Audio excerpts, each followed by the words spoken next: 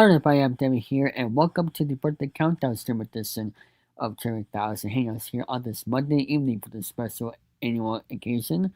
And tonight we have a special lineup here on this birthday special. We have two mystery interviews and two game shows, along with our usual birthday countdown. So, what's in store here tonight? As for the certain people we're going to be having on and such, well, you just have to find out and see. So, without further ado, let's get to our first interview here on the night. All right, everybody, it's now time for our guest here on the program. Please welcome Burton R. How are you doing, Burton R? Thank you very much, David. It's so nice to see you and to meet you for the very first time. Although we've communicated with one another back and forth, setting this thing up, and I'm glad that we finally come together. Absolutely, and for those who don't know who Mr. Richardson is here, he is a former game show announcer. When was the last game show you announced recently? That was Celebrity Family Feud. Okay.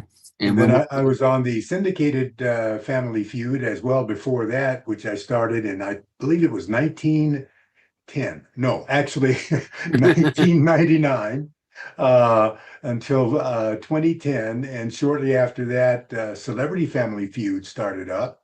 And I did that until 2022. 2022. That's pretty cool.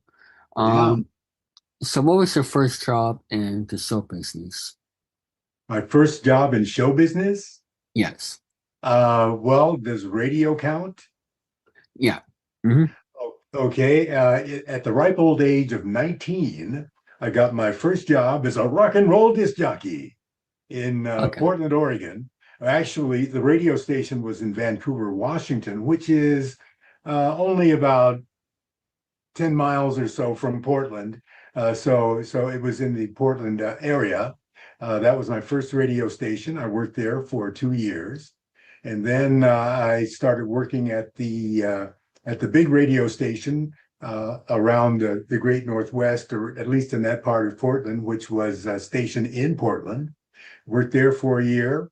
And after that, I came down to Los Angeles to work at KGFJ, the rhythm and blues radio station, the premier rhythm and blues station in Los Angeles at that time.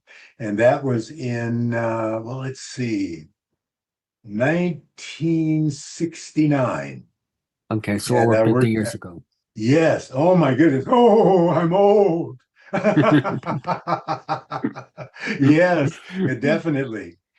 You know, and then since then, I've worked at several other radio stations. One in particular was a beautiful music station here in Los Angeles, playing the relaxing sounds of the Melocrino strings and other favorites, what people refer to as elevator music. I did that at the one of the premier beautiful music stations in Los Angeles. For 12 years, I was on the air there. And I've worked at KMPC, which is an AM station. They do talk and music. Gary Owens worked there, the announcer on Laugh-In way back when. Wink Martindale worked there as a disc jockey, and some other notables. And I was honored to have a shift there as well for a while. And that was before, between beautiful music stations. And it was in 1989, I believe it was, that I got my big break for TV with the Arsenio Hall show. So there you go. And let's see, I did a couple of game shows before that, 3. I did Rodeo Drive with Louise Duarte. Okay. And this was back in the early 90s or late 80s. I think it was the early 90s. So far back, I can barely remember. I did To Tell the Truth in the early 90s, which was hosted by Gordon Elliott back then. Okay. Yes. And then I did Campus All-Star Challenge, which was hosted by Clint Holmes, who was Arsenio Hall's announcer for a while when Arsenio had his own show of his name And uh, when Arsenio was guesting for Joan Rivers on the Joan Rivers show. And when the Joan Rivers show folded, Arsenio got his own show after that. And after several auditions, I became the announcer for that show for the entire run. And that was like from 1989 to 1994. And Very cool. and then after that, I did the new Price is Right with Doug Davidson, the That's nighttime right. one. I saw that. Yeah, 1994. Was that like that? Were you the first announcer on that program? Well, I was the only announcer on that program. Oh, I, okay. I was on there from beginning to end. The show didn't last that long, but for Yeah, its entire run, I announced on that show. And then I did some other shows. Wait Till You Have Kids with Tom Parks hosting, and then Shopping Spree hosted by Ron Pearson. A show called It Takes Two hosted by Dick Clark. Then Win Tuition, Mark Summers was the host of Mark that. Summers. And I did Russian Roulette with Mark L. Wahlberg, Yes, I for got its to meet entire run. Mark L. Wahlberg at Wheel of Fortune Live a couple years Oh, ago. okay. Yeah. And after that, let's see, it was To Tell the Truth Again, but this time hosted by John O'Hurley, with whom I worked on Family Feud later because he was one of the hosts on that show.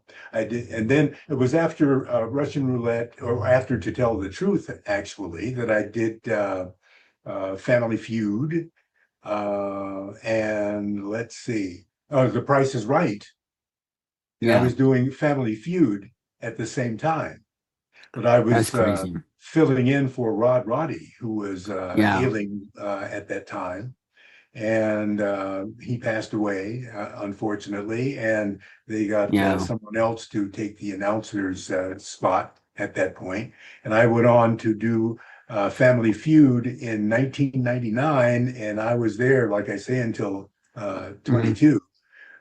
yeah. And also, I did Family Game Night for a while, hosted Oh, by Todd nice. Newton. And I did Yeah, Bam's Badass Game Show with Bam Margera for a little while for the run of that show. It didn't stay on very long, but it was a whole lot of fun to do. And yeah. Family Feud or Celebrity Family Feud after that. Very awesome. So when you got the call to fill in for Ronnie, like what was that like? Uh, well, it was it was a great opportunity. It was fun doing the show. The circumstances were not the greatest because I was there because Rod was dealing with colon cancer at that point, and the Price is Right uh, was owned by the same company that owned the Family Feud. So when Yeah, they were looking for an announcer, it was easy for me to just go over there and fill in, and that's how that happened. But it was really great being on the show because I'd watched it for many years on TV, and now finally I got to say, "Come on down, you're the next yeah, contestant on The Price is Right" with Bob Barker. The legendary Bob Barker, who I used to watch on. Uh, let's for the see. consequences. Truth or Consequences, yes. When I was a kid, I'd be lying on the floor in front of the TV watching him do his thing, marveling at how classy he was and how great he did the show. And then, who'd have thunk that years later I'd be working with him? So that was Yeah, fabulous. that's crazy. Yeah. Yeah. So when you watched game shows a long time ago, did you like uh record any game shows with like VHS tapes that was or you didn't have any recording stuff back then? Well, yeah, we're talking the dark ages, and when I started watching game shows, they didn't have VCRs yet or anything like that, so Okay, there was no yeah, way to record them. And later on, I recorded a few, that I watched. Um, but interestingly, even though I've worked on so many game shows, I didn't record that many of those. It was yeah, like that was my job, my day job, yeah. and when I got home, I would, if I watched TV, I would watch something else, and Absolutely. go on with my life. What was the taping schedule like for you during the Bob Barker days? Like, did they do 2 or 3 shows a day? Because I know it's 3 shows a day in the current version. Well, what they did was they rehearsed all of the shows before they actually taped them. So I would go in early in the day, and we would they'd have my scripts ready for me, uh, and then I would mark them so that I would give the right emphasis on certain words as I read the copy, and uh, it was a stage rehearsal, so the crew was out there moving set pieces around and stuff like that, getting them in their proper positions, and then we would run through the show as if we were doing it, and they'd stop every now and then to make corrections on things and fix parts of the set and whatnot. And we would do that for 2 shows, and each show was an hour in length. So it was a lot of copy for an announcer to read. I mean, it's so interesting that I've worked on some shows, well, like Celebrity Family Feud, for instance. Uh, what I would read only took maybe 15 seconds to read, and that was it for one whole show. And I would sit Yeah, back and watch, the show being taped, and maybe an hour or so later, they take a break, and then they come back and do another show. And I'd read for 15 seconds. Now, on The Price is Right, a whole different every ball game. minute or two, you had like two pages of price copy. It was about that long, and you'd be reading and reading and reading and reading. So it was really kind of an arduous task getting through all of that copy, and not making too many mistakes, while reading it. And the funny thing is, with most of these shows, the announcer is kind of locked away in a booth, in Yeah. a soundproof booth, and you're working alone.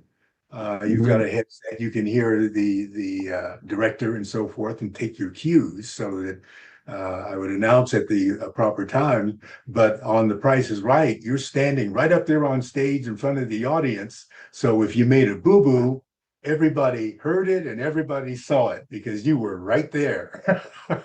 Yeah. So it was a little challenging from that standpoint, but it was great working on the show.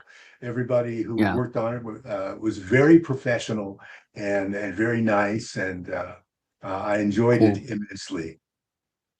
Of course. And was it like it was 2 shows a day you were singing, Two right? shows a day, Yeah. yes, Mm. yeah. So after the rehearsals, we would break, and then they would let the audience in who had been waiting outside for hours, a Yeah. line going around the studio, and they would let the audience come in.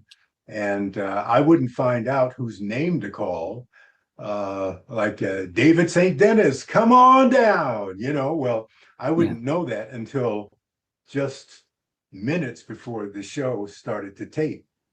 And I would Yeah. get my copy, then I'd get a list of names, and then I would read them. And then after the show, I would turn my copy back into production. And that was it for that day. Well, actually, after the shows were taped, any things that had to be reread by me as the announcer, they would record that as the audience was leaving. I'd stand there at the microphone and read over something, or if they made corrections in the copy, I would read that too. And after that, the production day was over, and then I'd come back the next day or whenever the next production day was scheduled, and we'd do it all over again. So Yeah. it That's was cool. very interesting and tons of fun. Yeah. And what do you think of the Price is Right today with Drew Carey? How do you think he's done a good I think he's done a great job of hosting Oh, the Price is Right. he has. He brings his Mm, own his own personality to it, and has his own very style of important. doing it. And it's been accepted favorably by a huge audience. So he Yeah, does a great job on the show. absolutely. Um and Now, as for Family Feud, like, what was the tape schedule for that? Since we was Celebrity Family Feud, was it one show per week, or was it? How, No, Celebrity Family Feud, we would get together for over a period of 2 weeks. And we okay, would do maybe, let's see if I recall, like 5 production days in which we would do maybe three shows a day. okay, And wow, we would I would pre-record the announcements. okay, The show opens, mm, and then they would play that when they actually taped the show, uh, so that they would have it in the can and they could, yeah, run it as they could make sure that everything was just right from the announce standpoint. mm, And they made several corrections in the copy as the day went because uh, on the Family Feud as well as the Celebrity Family Feud, there were always changes in the family, some of the family members that would come up, and so they would have to change the copy, change the name, or the organization that they were playing for, the charitable organization. Sometimes that would change. And so someone from production would run into the audio booth where I was and say, "Oh, Burton here, this has changed, this has changed, this has changed." So then I'd read the intro over again, and they'd record that. And but typically there'd be, 2 or 3 changes along the way. And wow. so I would get to read each introduction, show intro several times before it actually was put on the tape. Um, what was it like working on Russia with that? Russian roulette with Mark L. Wahlberg. That was interesting from the standpoint of the stage was elevated so that there was space to drop people through the floor when they lost. I got to do that one time, as a matter of fact. And let me tell you, when the trap door How, opened, it was kind of scary. You just drop into a black hole.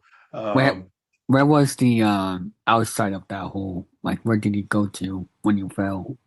oh, well, the stage was elevated, I'd say, to maybe 5 feet, and you'd fall Okay, down into an area uh, that had supports for the stage under there, and there were a whole okay. bunch of big pillows. Oh, So if you that must fell have been off, fun. That must have been oh, fun. yeah, Uh, after you got over the shock of dropping, because it was like yeah. instant. Was like, okay, here we go, and it's open slowly. It was like ka-chung, and you and right down there, and it's like, whoa, you know. But Here's my picture with Mark at Wahlberg. I don't know if you can see it, but there he is, the yep, man himself, Mark L. yep. Wahlberg. Yeah. That was a Wheel for Live. Nice guy. So, Hmm. um, did you have a favorite game show of all time that you announced? During your announcing career, did you have a particular favorite? I enjoyed doing To Tell Like the the most? Truth a lot Oh, uh, with Gordon Elliott.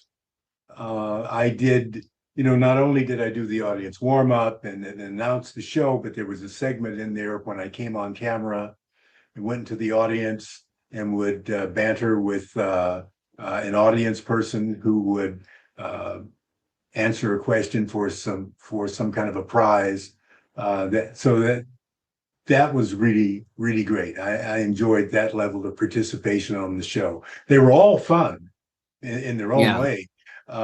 Now, like Family Game Night, for instance, that was kind of grueling because the stage was huge. And when I went up there to do the warm up, I'd be going back and forth, and it seemed like pretty great distances. By the time the show started, I was almost pooped. Yeah. You know? But there again, that was it was fun overall, but it required Yeah. a lot more effort in that respect. The show that required the most work announcing was The Price is Right, because there was so much prize copy to read. Of course, And yeah. you're under, as an announcer, you're under quite a bit of pressure because, it's easy to make mistakes when you're talking, just in general. And when you're reading something, if you stumble just the slightest or whatever, they may have to retake it, or they may let it slide. You don't know. You don't want really to let it slide because, millions of people watch that show. And if you make a boo-boo, they're going to hear it, so you want it Yeah, to of be clean course. all the way through. And when you have like, 15 pages or 20 pages Man. copy, because on that show, every couple of minutes, well, Burton, what could they win? It could be a new car, or there was one show on which this elderly lady was on there, and she could barely get around, but they helped her, and Bob was very gracious with her. And if I had to guess her age, I'd say easily in her 80s, grandmotherly type, maybe great grandmotherly type. And what did she win? 3 motorcycles, 3 dirt bikes. Oh, I'm thinking, what they is she gonna do with 3 dirt bikes? sell them for extra money, I guess. I think she said, she said, "Oh, good, I'm going to give these to my grandsons," or something like that. Oh, that's good. Yeah. Yeah. Uh-huh. Um, what was that game show that you were completely shocked that you got the call for that you did not expect coming for either to fill in or full time? Um, let's see. I Was it the Arsenio Hall show? No, it wasn't that. That you were just like mind I, I blown. don't That I don't I don't remember exactly. I do recall I was driving down the freeway. I'd just come back from I was on my way home from lunch, and I got a telephone call in my car. And somebody said, the person who called me, I think it was my agent, he says, "Oh, that show you auditioned for, you got the show." And I was surprised about that. But interestingly, I don't remember what show that was. There were a okay. couple of shows that happened like that. You audition for it, or your agent uh, uh, presents you for it, sends out your tapes and whatnot, and then you don't hear anything for a while, and then you think, oh well, it didn't work out, so you just move forward, and then the phone rings and they say, oh, that show, well, you got it, and it's like, wow. But Yeah. unfortunately, I'm drawing a blank there. I don't remember Oh, which one. it's all good. What do you think about game shows today and the future of game shows? Uh, well, game shows are kind of a cyclical thing with the public, or at least it used to be. They'd be popular for a while, and then they kind of fade away, and then they'd come back into popularity and then kind of fade away. And I think it'll probably continue like that, or it'll be a case where there will always be game shows on someplace with the advent of cable. I think that changed the game a little And bit. streaming as Yes, well. yes, the streaming, that too. So I think those things were game changers insofar as game shows and their popularity is concerned. Do you have a favorite game show that you like to like just today? Looking back at old episodes of certain game shows you announced, do you have a favorite that you like to just for fun? Actually, no, not really. When I watch TV, I'll watch documentaries or news, or science shows, that kind of thing. But every now and then, well, I was in my kitchen washing dishes not long ago, uh, and this thing came on the TV. I was watching YouTube, and I heard number one. What is your name, please? And it was the first to tell the truth that I had done Oh, wow. from the early '90s, and I thought, my goodness, they're still running that in places. I guess maybe on the game show network or something, you know. Yeah. Hmm. Um, but that caught me totally by surprise. At first, I didn't know that it was me. I thought that sounds familiar, and I thought, hey, well, I'll have a residual coming, another one of those 17-cent ones. Oh, listen, Yeah. I have received residual checks from way back uh, on shows that probably have run 100 times or something. I don't know, but it was like uh, each time a show runs, you get paid on it, but each time it airs, you get a little less and a little less and a little less. And I've gotten checks for zero, Mm. and I thought to myself, it costs more money for them to send this check out, to produce the check and send it to me than what I was paid on it. But and that surprises me sometimes when that happens. And it's like, oh, okay, I'll pin this one on the wall. When somebody says, "Oh, you were very successful in your career announcing shows," I say, "Yes, look at this check, zero." But it's nice to know that some of those shows are still running. Yeah, It of makes me feel course. like I'm still alive. Yeah. A friend of mine just told me that he enjoyed you on the remaining family game introductions in the early episodes of Anderson's run. I'll go one more question. What game show do you think you're most well known for?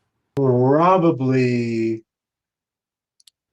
Family Feud, because Okay. I was on that show longer than any other game show that I've been Yeah. on.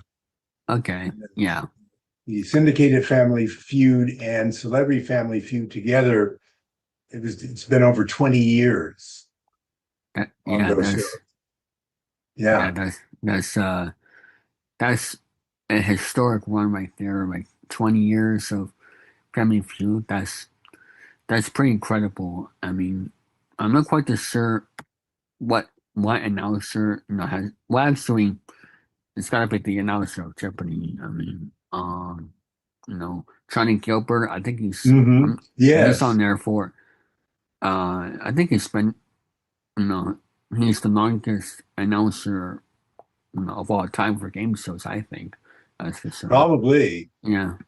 And Hmm. he's got that great style of delivery. When you hear him, you know Yeah. who it is instantly.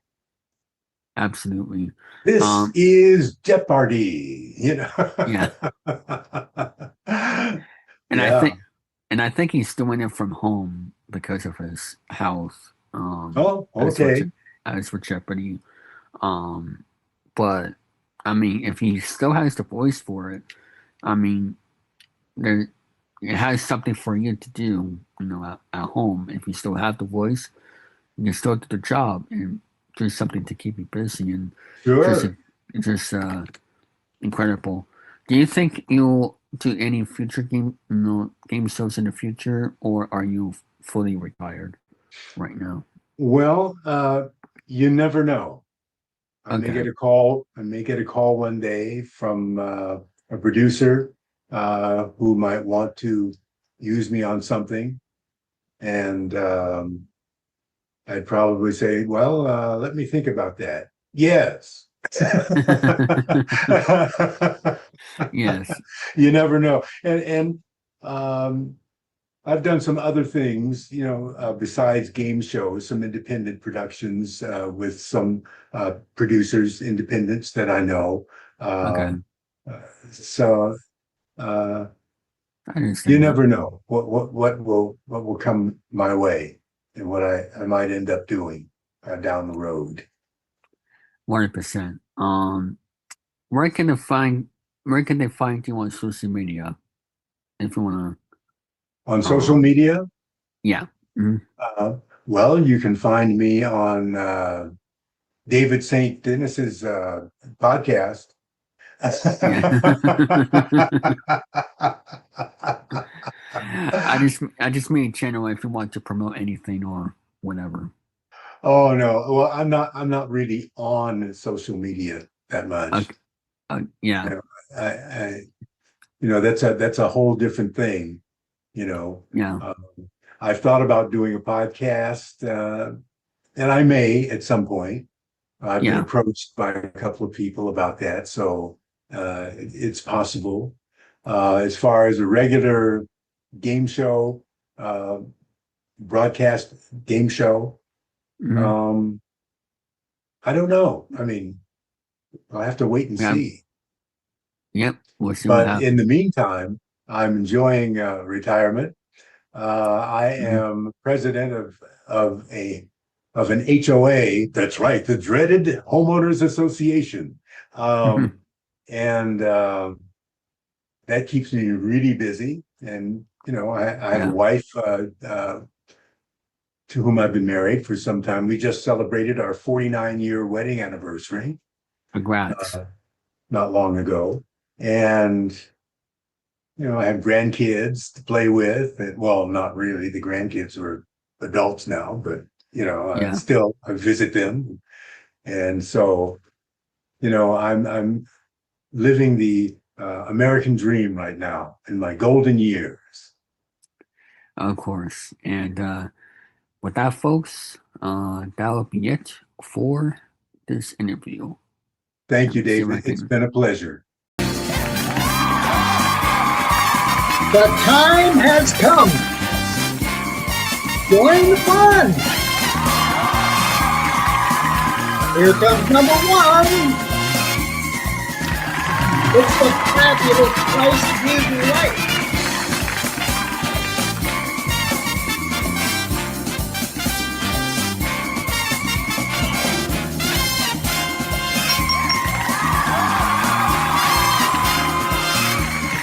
Jesse, come on down.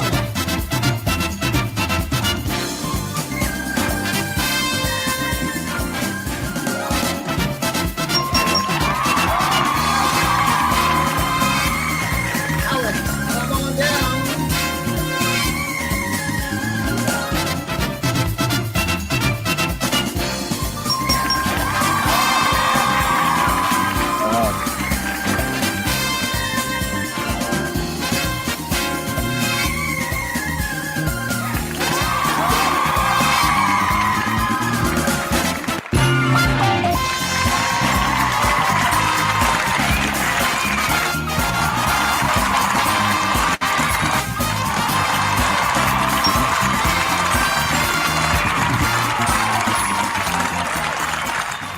Hi, everybody. Welcome to The Price is Right. My name is Jeff Williams, and here's the first item that we do.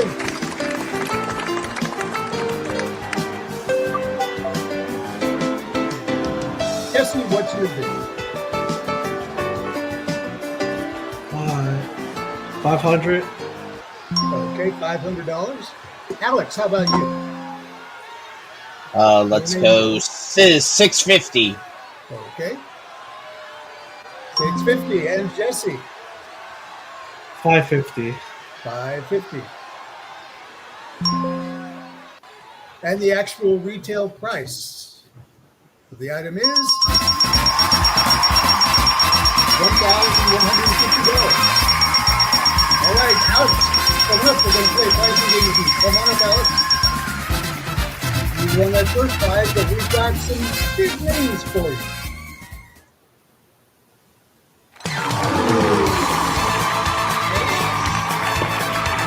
How'd you like to have one of these?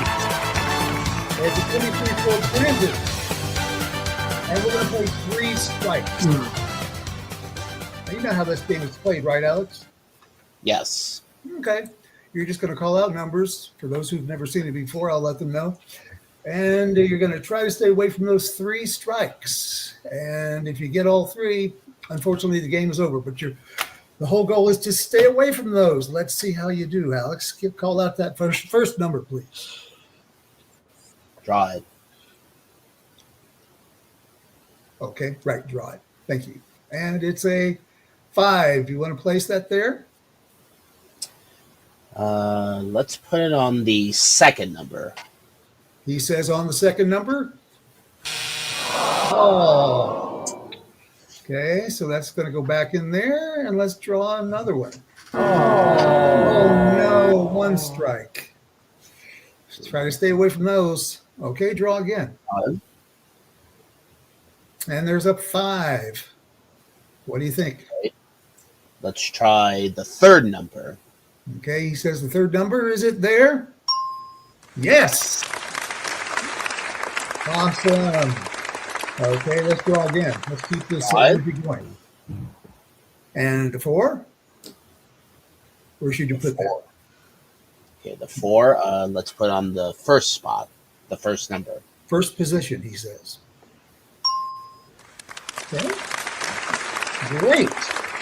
So we've got 3 numbers to go, and there's 1 X still in the back. 9. The 5th number. 5th number. All right. Okay, 2 more numbers.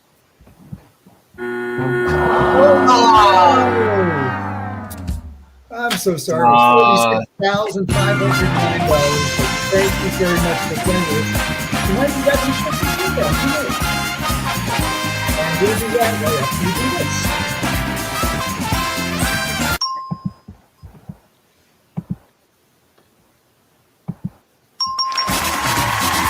Okay.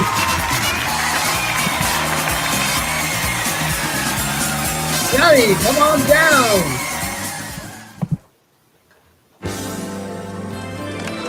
Here's the item we brought to bed. It's a 50 finger.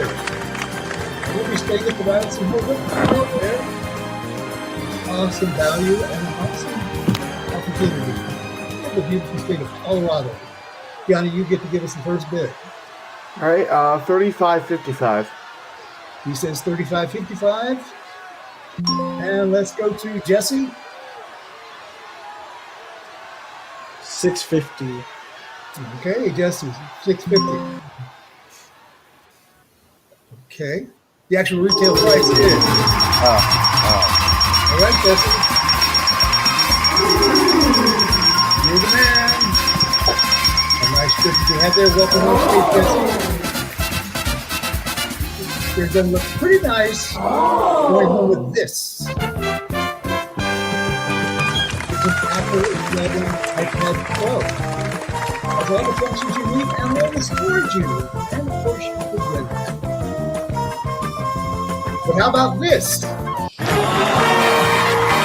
23G and the character, the 40th anniversary of the 10-year features and California merchandise will be good. Price is right. And this is the any number game. Jesse, give us our first number. We're going to fill in the 6 for you automatically.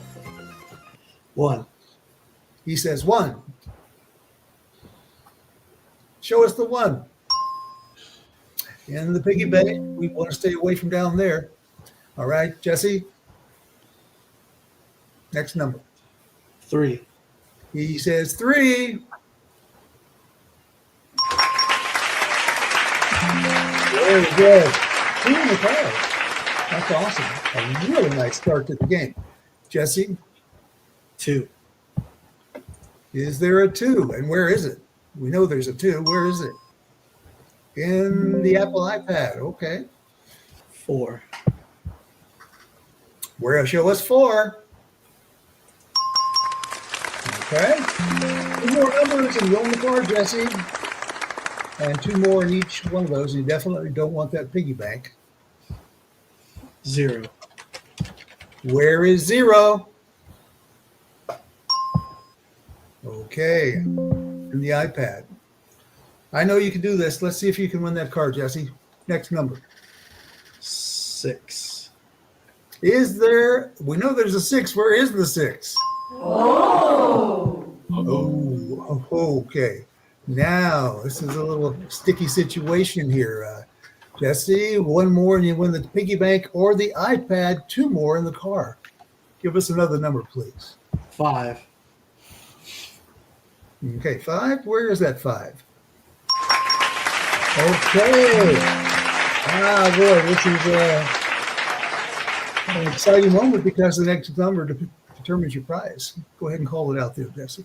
7. Where is 7?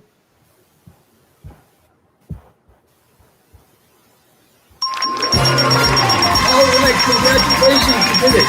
$67,445. Enjoy that, Jesse. And we'll have another prize again right after we have this.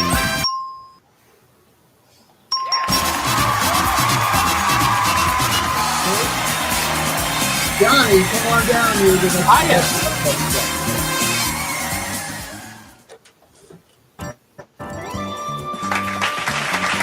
Sleeping at the local bridge. An opulent island camping. This here in the house, it's an accent of tremendous delight for the owner of this game. The years of the price is right. 679. 679. 679. He says 679. And let's go to Jesse. 850. He says 850. And let's see, Gianni. We'll go 555. Johnny says 555. Oops, is that okay? Gianni's 555. Awesome. The actual retail price is 524. The no name win. You're overbid it. Danny, you're playing this one, okay? Danny, you're playing. I'll play with him. Okay, this is the double price game. You pick the correct price of the item, and you win it. It's as simple as that. Okay. I'm gonna go with. Okay, it's a Vespa scooter. Okay, I'll go with 11965. He says 11965. Is he right?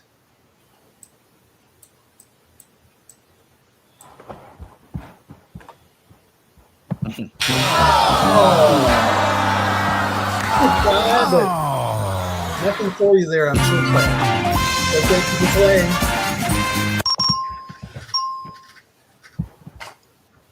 Okay, Showcase Showdown. All right, spin that wheel.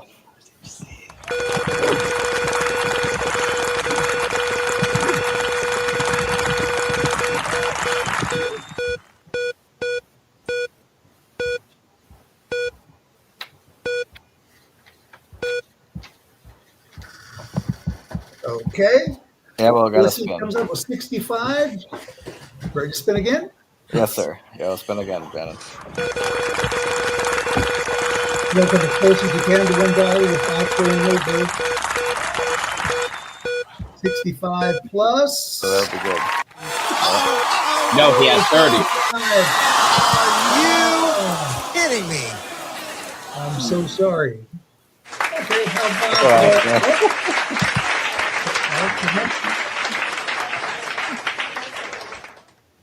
Spin it. spin that wheel.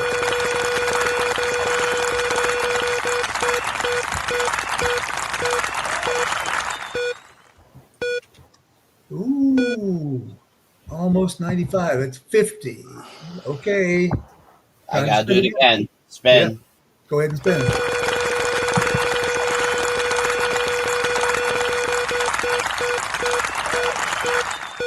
Come on, another 50. Oh, come on. Oh, doggone it. All right. Jesse, spin that wheel. Spin.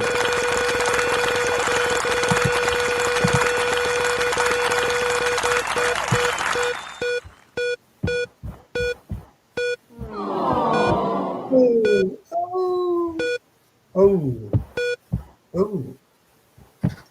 20 cents. Jesse, spin again. Spin.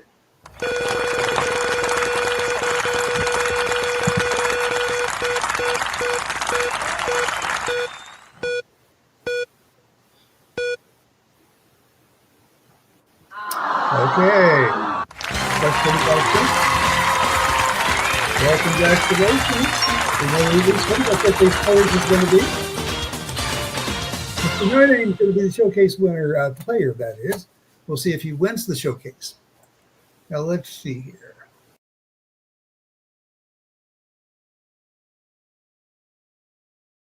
Rangefinder game? Yeah. Okay.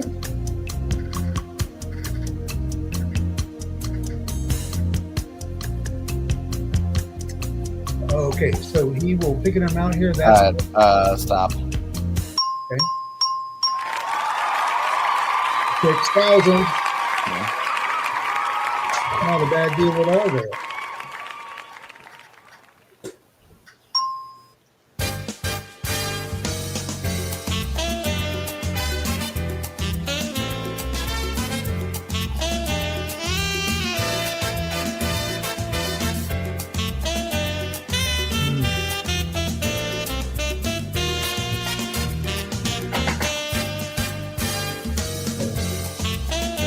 David the Prince, so small. 23 Lexus RC.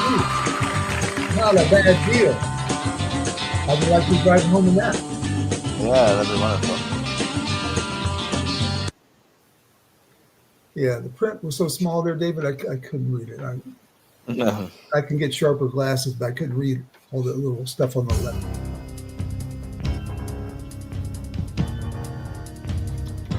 Okay.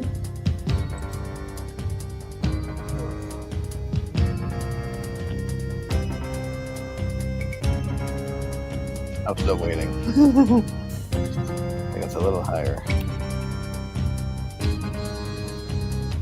All right, where do you think that lies? All right, stop. Okay. He says stop. You ready? Yeah. Okay. You don't need to go to the bathroom or anything like that. Oh my God, that was so high. Hey! I'm so sorry. Way up there. That's right. Well, he's doing this really fine. I did one of my jobs earlier. So thank you so much for doing this. Really having one.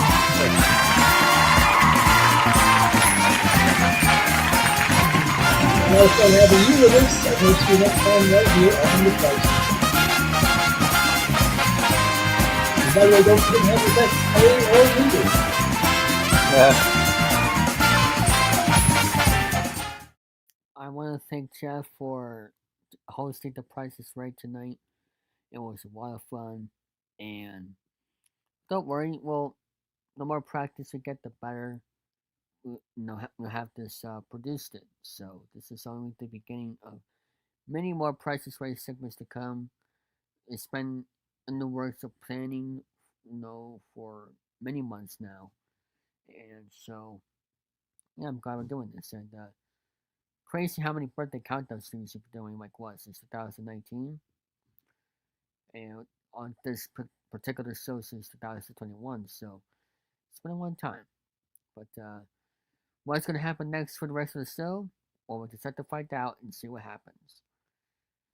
But first, here on this birthday special, let's go to our Hangout Session with our birthday countdown segment here on the show. We'll be right back after this. You looking for the most fun entertainment on YouTube? Then welcome to the Network 3000. We have game shows, vlogs,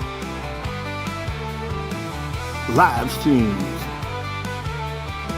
podcasts, live shows, sport videos, gaming videos, plus more.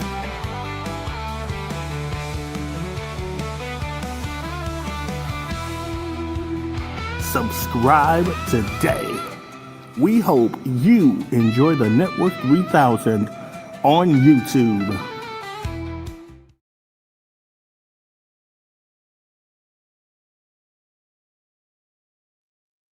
All right. Let me get this situated here. Let me. So there we go. Emo, can you change your profile picture? So that way, people will know it is you coming on here. Ooh.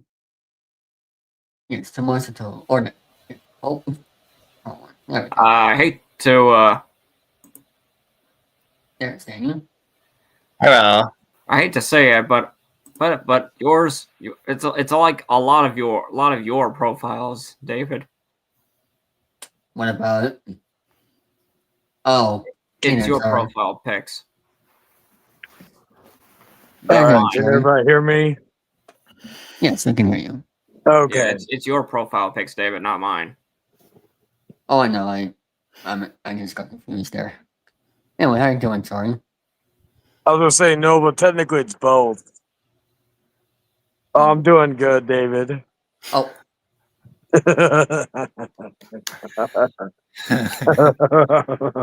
David's a father before I am. I can't believe it.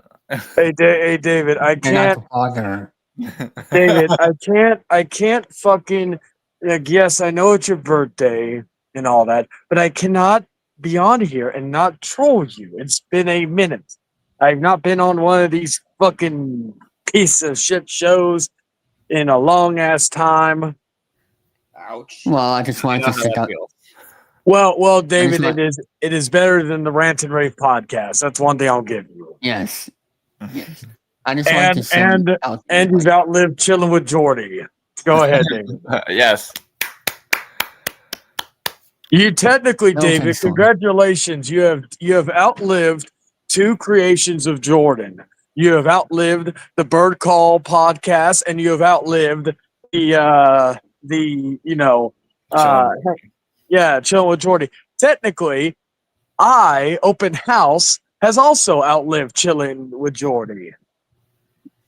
Yeah.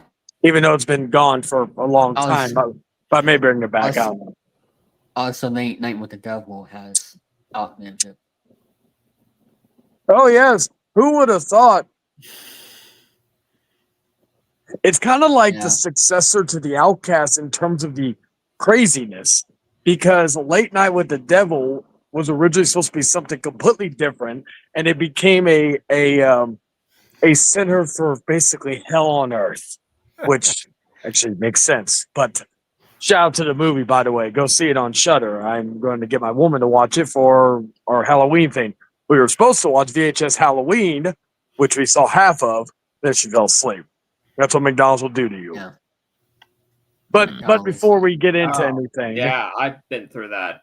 Yeah, you worked there, didn't you, Brandon? Well, no, I've fallen asleep before after a McDonald's. Oh yeah. Did you work there, the emo? I thought you worked there at McDonald's, right? Yeah, I worked there starting in July of 2018, and then just this year and June I retired, and I work at Publix. Where do you work now? I didn't catch that. well, don't say where he works at now publicly. It's a private thing.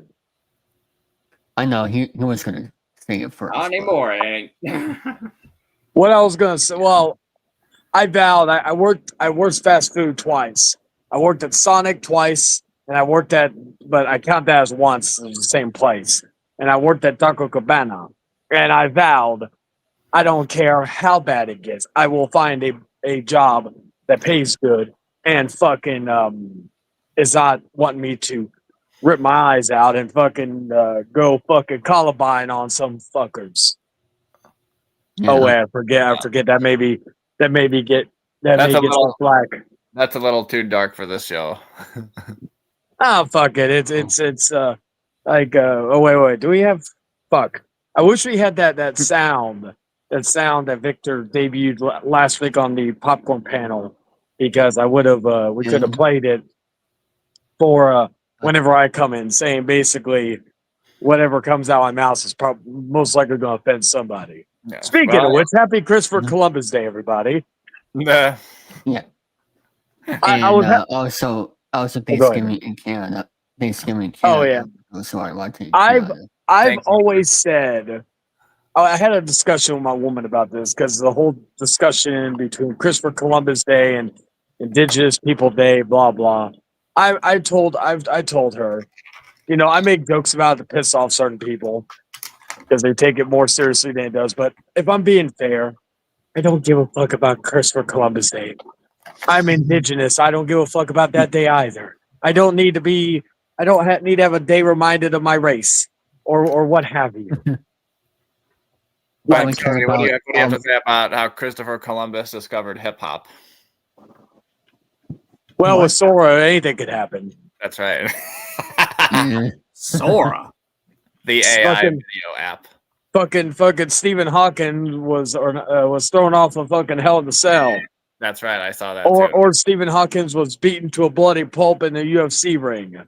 And it was Hitler and Martin Luther King arguing on the Maury show or something. Yes, Like that. also Michael Jackson and Hitler. That's what I know. No, thank you.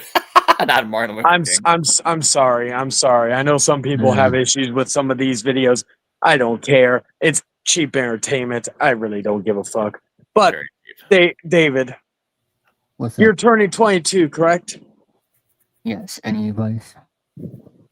Well, first off, before I give you any advice, David, Yes. as like, and this is when we get a little serious, but with some trolling, underlying trolling, because I can't be fully sincere. It would break the gimmick. But David, throughout all your hardships in life, no matter what, you are braver than most. You have been able to get to 22 when maybe, I don't know, I'm not your doctor, when others have probably told you, who knows how long you make it this far. And you have not only made it this far in life, which is more important than anything, even this stupid YouTube bullshit, but I thought it wasn't. Go ahead. but you have been able to thrive and make lifelong friends, even if it's online, mostly online. But nonetheless, you're one of the only fuckers who has my number, which I don't give that out like candy. I think David's the only fucker in here right now that currently has my number. Even if I look at the chat, anybody in here? No, nobody in here has my number that I know of. Anyway. And that's not a knock on anybody in particular. That's just because I don't get. Plus, if I'm being frank, back when David's internet was ass back in the day, which I still blame him for why some of my internet has issues. But however, it was sometimes hard to hear him. Well, not just that, but also hard to like hear each other. Basically. Yeah, with the connection, whether it was on his end or my end. So I thought, you know what? He doesn't look like a guy that's going to dox. He doesn't look like a guy who doxes someone's number. By the way, who doxes people's numbers? Man, check out Late When I'm with the Devil recently. Anyway, but my point is that throughout all this, David, you have persevered. You have built a empire on this thing called YouTube, and you have lived a pretty normal and happy life, at least nowadays. For the most part. Now, my advice for you, David, socialize more outside of YouTube, goddammit, and get laid. And for God's sakes, man, you said you were worried about getting a girl pregnant. Here's my 3 plans. Here's my 3 suggestions for you. 1, buy a condom. 2, if the condom breaks, make sure the bitch is on birth control. Because you don't want to end up, where is it? Fuck. You don't want to end up like this. So 1, especially not your age. As someone who had a kid around your age, a little bit younger, but still, yeah, don't do it. Anyway. So those are 2 options. And then the third option, if nothing else works, pay $50 or however much it would be in your neck of the woods and buy a plan B. Yes, you can get that at Walgreens, as a matter of fact. Yes, Walgreens, Walmart. Trust me, David. I got high one time, high and drunk. Usually my pull-out game is on point. However, when I'm high and or drunk, I realize that my pull-out game is null and void at that point. All the people watching this for the Burton Richardson interview are now like, "What the fuck has happened to the show?" I know. I creamed the bitch. So you know what? Thank goodness I was able to get my income tax came in, because if she got pregnant, we were both fucked. But I was able to go and get the late hour. yes, late hour, What's late hour with Devil Lays Joe. Welcome. Anyway, I was able to go and get her a plan B, so that way nothing happened. That's right. Yeah. So David, if all else fails, buy a bitch a plan B, or if you want to be a scumbag, fuck her, and then buy her, then make her buy the plan B. I know a buddy of mine who did that once. That was actually kind of funny. The bitch actually bought the plan B with her own money, and they get reimbursed. But I thought that was kind of funny. Yeah, Not that good, but it was funny. But yeah, so those were the three ways of not getting a bitch pregnant. You're welcome. Well, and also the fourth plan is also, see if her tubes are tied. And then the fifth plan, if you're not planning on having kids, David, get a vasectomy. That way you can nut in a bitch all day long and not have to worry about getting her knocked up. There you go, David. From my understanding, getting a vasectomy is reversible. So if you want to have kids later, you can. You can go snip snap or snip snap. So those are my piece of advice. So, but most importantly, David, socialize more. God damn it. Yeah, I think that can go for all three of us in this call, to be honest. And also, actually, you know what? Here's another thing. Find a way to convince whenever you go on vacation to travel somewhere where one of us, whether it be me or even Dragon or Mason or whoever, travel somewhere for a vacation where you could meet people. Like, for example, San Antonio, Texas, due to the fact that you have at least 3 people down here that you know and San Antonio is a great tourist attraction. # go Spurs go. But, and fuck the Celtics. Anyway, I had to, David. Oh, his reaction. Oh my God. Anyway, my point is, David, is that tell you whenever next time you go on vacation, suggest somewhere you haven't been before, and make it like I don't know, like I said, San Antonio. You got me, you got Jester, and you got Lennon. That you can all meet. Maybe that'll be the way that Jester and I finally meet. My point is, David, is that they're like, and that way maybe hanging out with us physically will maybe get you in, and well, especially with me. And I'm not saying, because Lennon can be very personable. I've not met Jester in person, so I can't verify with him. But maybe you'll learn a thing or two that you can later trick. Yeah. But again, follow the trend that I started on here. And I'm not saying this to toot my own horn, because it's a fact. That's why. 1 second. Do I still have this logo? That's why. Oh wow, I deleted it. Damn. Anyway, but that is why I am the trendsetter when it comes to this in this community. I am the only fucker who have had multiple people from YouTube from different states and cities come to meet me. Mm-hmm. And don't worry, like I would try to socialize more, but all my friends are in college, so it's like. All right, that's when you start. For God's sakes, David, how far is Eric from you? Go to a baseball game with him. Oh, I don't know if he will, because I don't know what his work schedule for during the week. Hey, you know what? You know what the best thing you could do? Message him. I know that. How far are you two away from each other? I'm not, like, don't give me addresses or like, but are you like an hour away from each other? Are you like 30 minutes away from each other? I know, like, him and Tom are freaking not that far from each other, from my understanding. An hour and a half.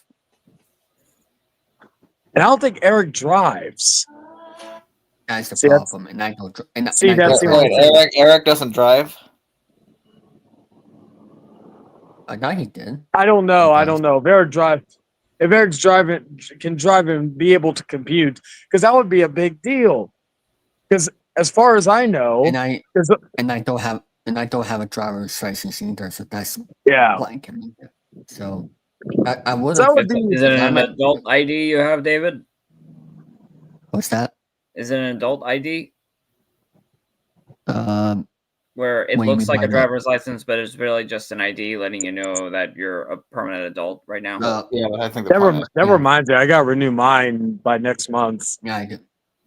But it's just that, like, I would have asked Eric if he wanted to do something, but I don't have a driver's license. And what's, We'll see if Eric can commute. But, because otherwise, I don't know who else would be in your area that you can actually meet. And plus, And I don't know.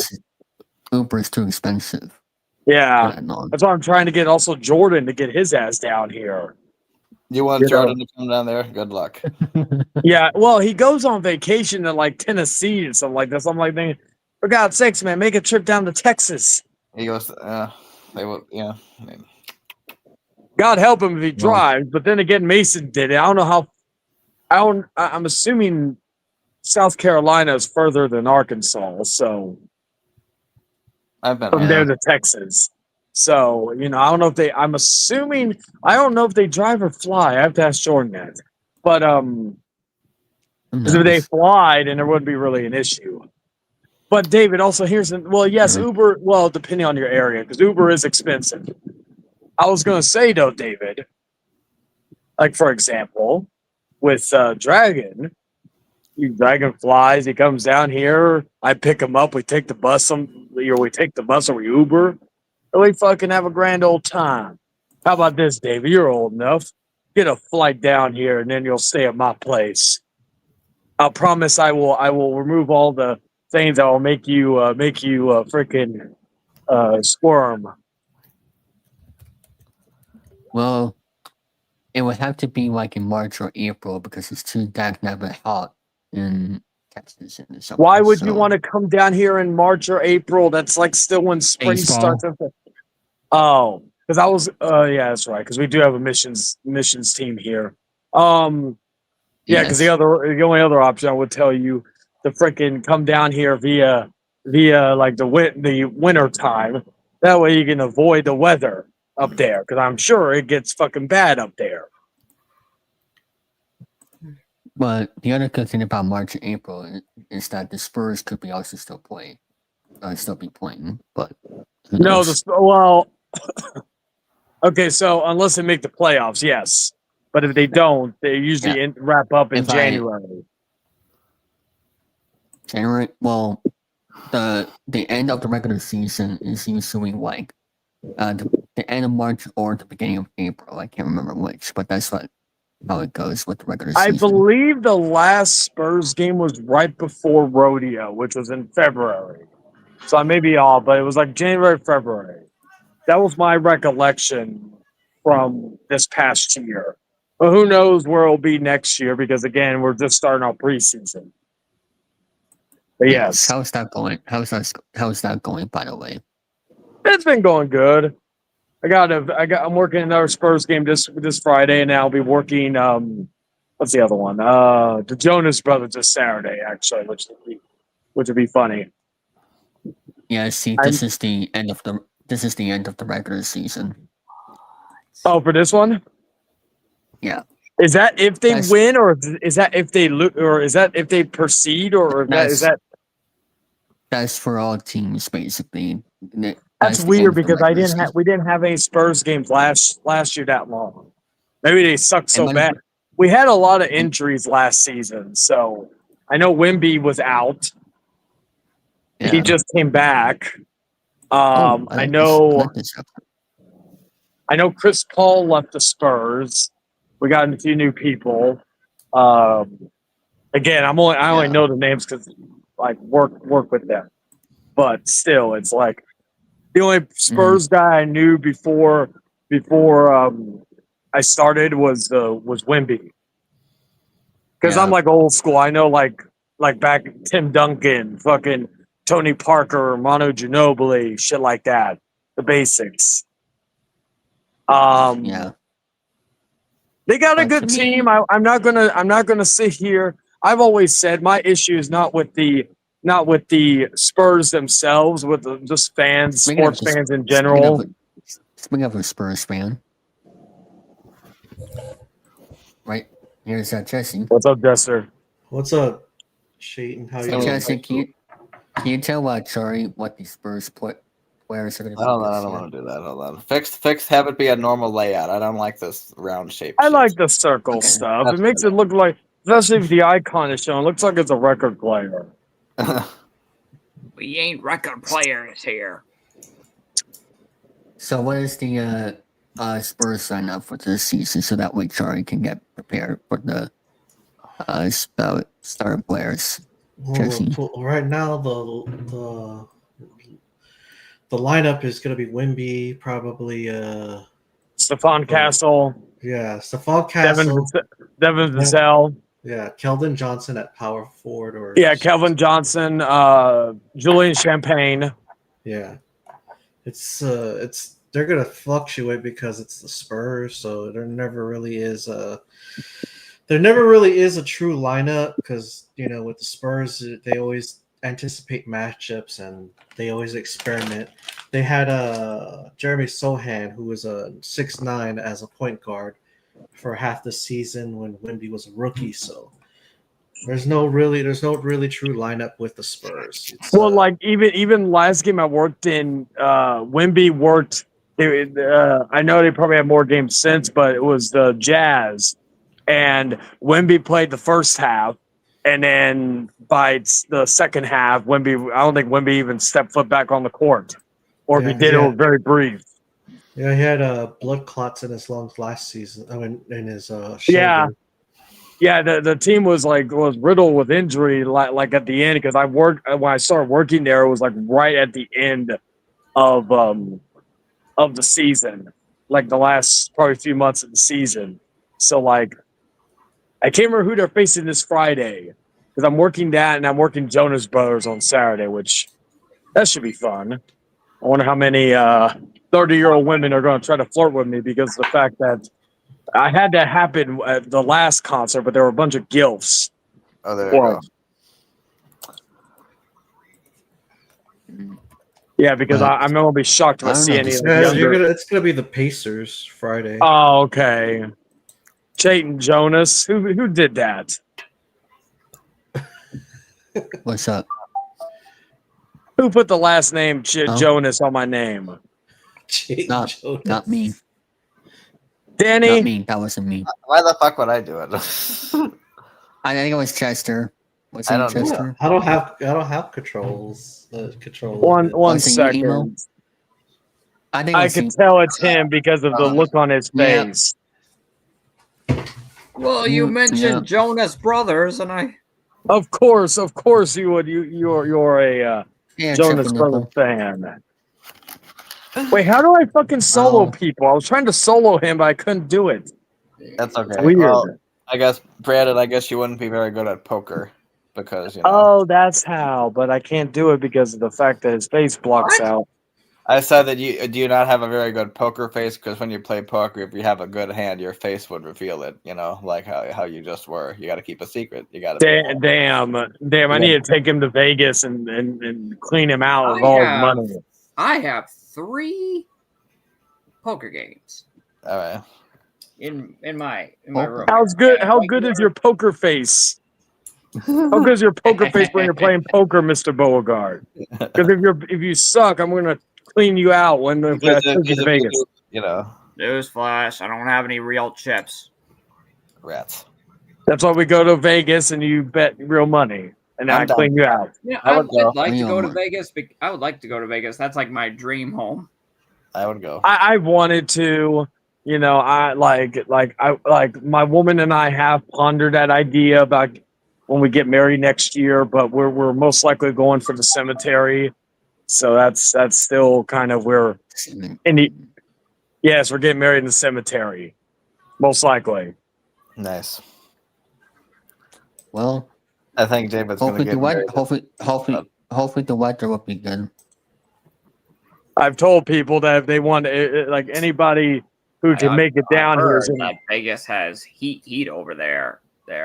I'm not surprised. But I want heat in my area. That's why I'm in Florida. Oh, okay. Well, I was gonna say if you want humidity, fucking come down to Texas. Fuck. But what was I gonna say though? Oh yes. Yeah, because I've openly said that people are invited to the wedding if they can get down here. Now it's not going to be in San Antonio. It's going to be like up about 45 minutes from here, but you know, we could probably get a clown car and pick people up and like if they need to fly down here from wherever. Yeah. David, you're gonna pay for the bus that we're gonna pick all y'all up in. That'll be your wedding gift to me, David, is renting a bus that will most likely not return in one piece. That's a great idea. But it's okay, David. I know you're good for it. If you're going to get married at a cemetery, I hope the weather will be good for you. It doesn't rain. Fuck, even if it rains, that part will be nice. Well, not for everybody. They say if you have it brings good luck. Yeah, I don't mind that's the true. rain as long as I don't have any electronics on my person. They're not waterproof. Honestly, you should get a huge tent that will cover up the ceremony. No, my plan is I told my woman this. We're going to do it like Edge and Lita back at... Or no, it wasn't Edge and Lita. It was fucking Dawn Marie and Al Wilson. Jester, you remember that? The Legend of Al Wilson? Okay. Yeah. I made a joke that I said we're going to get married. We're going to walk out in our wedding outfits. And then right before they start doing the stuff, we're going to remove our clothing. And she's going to be in lingerie and I'm going to be in a Speedo. There you go. Yeah. Now, David, when are we watching the Weakest Link game? Well, that's coming up around 8 past 12 my time because okay. Yeah, because I'll be heading out whenever you get to that point. Let's see what else. I guess I'll plug something right now because it does connect with the Network 3000 anyways. So this Wednesday, which is in 2 days, or a day and a half now, technically, we will be having the season finale of the Hangman Outcast. Yes, I've decided, and for any of you who are not made aware, I have decided to break the show up in seasons due to the fact that it's getting busier for me during this time. And I want to have a little more time to not only work, but also to be able to spend with my woman when I'm not working. So this Wednesday, we are going to have the interview with David 3000, hopefully at the top of the hour, because my layout right now is do the interview. And then at 8 p.m. your time? Yeah, or 7 p.m. my time.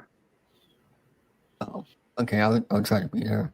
The reason why I want to do it at that is because then I want to put the link out. Because also, the other thing I have planned, I have that planned. I'm going to talk to Dragon, see if he can hop in right after I do the interview with you. We do the induction of the Hall of Che, which is the first inductee, is not only Dragon for the first inductee for person, but moment. And that will be, of course, by the way, Hangman Charlie. So technically, Dragon will get inducted twice. David, I have a task for you. Okay. And I know it's in short notice, so I don't know if you'll be able to complete it by then. Even though I really don't even, if it's less than 5 minutes, that'd be great. But David, do you think you can make a compilation from chapter 1 all the way to chapter 12 of what you think are some of the best moments of each episode leading up to the season finale? Again, I don't need it to be freaking 30 minutes, 10 minutes. If it's 10 minutes, that'd be fine. But I'm not going to complain about that. Here's the problem. I didn't watch all the episodes. God damn it, David! It is on your channel, and you don't even watch your own shit. Well, remember, Charlie. I was at a baseball. That wasn't game me. One time. I did it. I was at a baseball game when I went here. Oh yeah, that's fair. Okay. All right, fine. Fuck you, David. No, I'm kidding.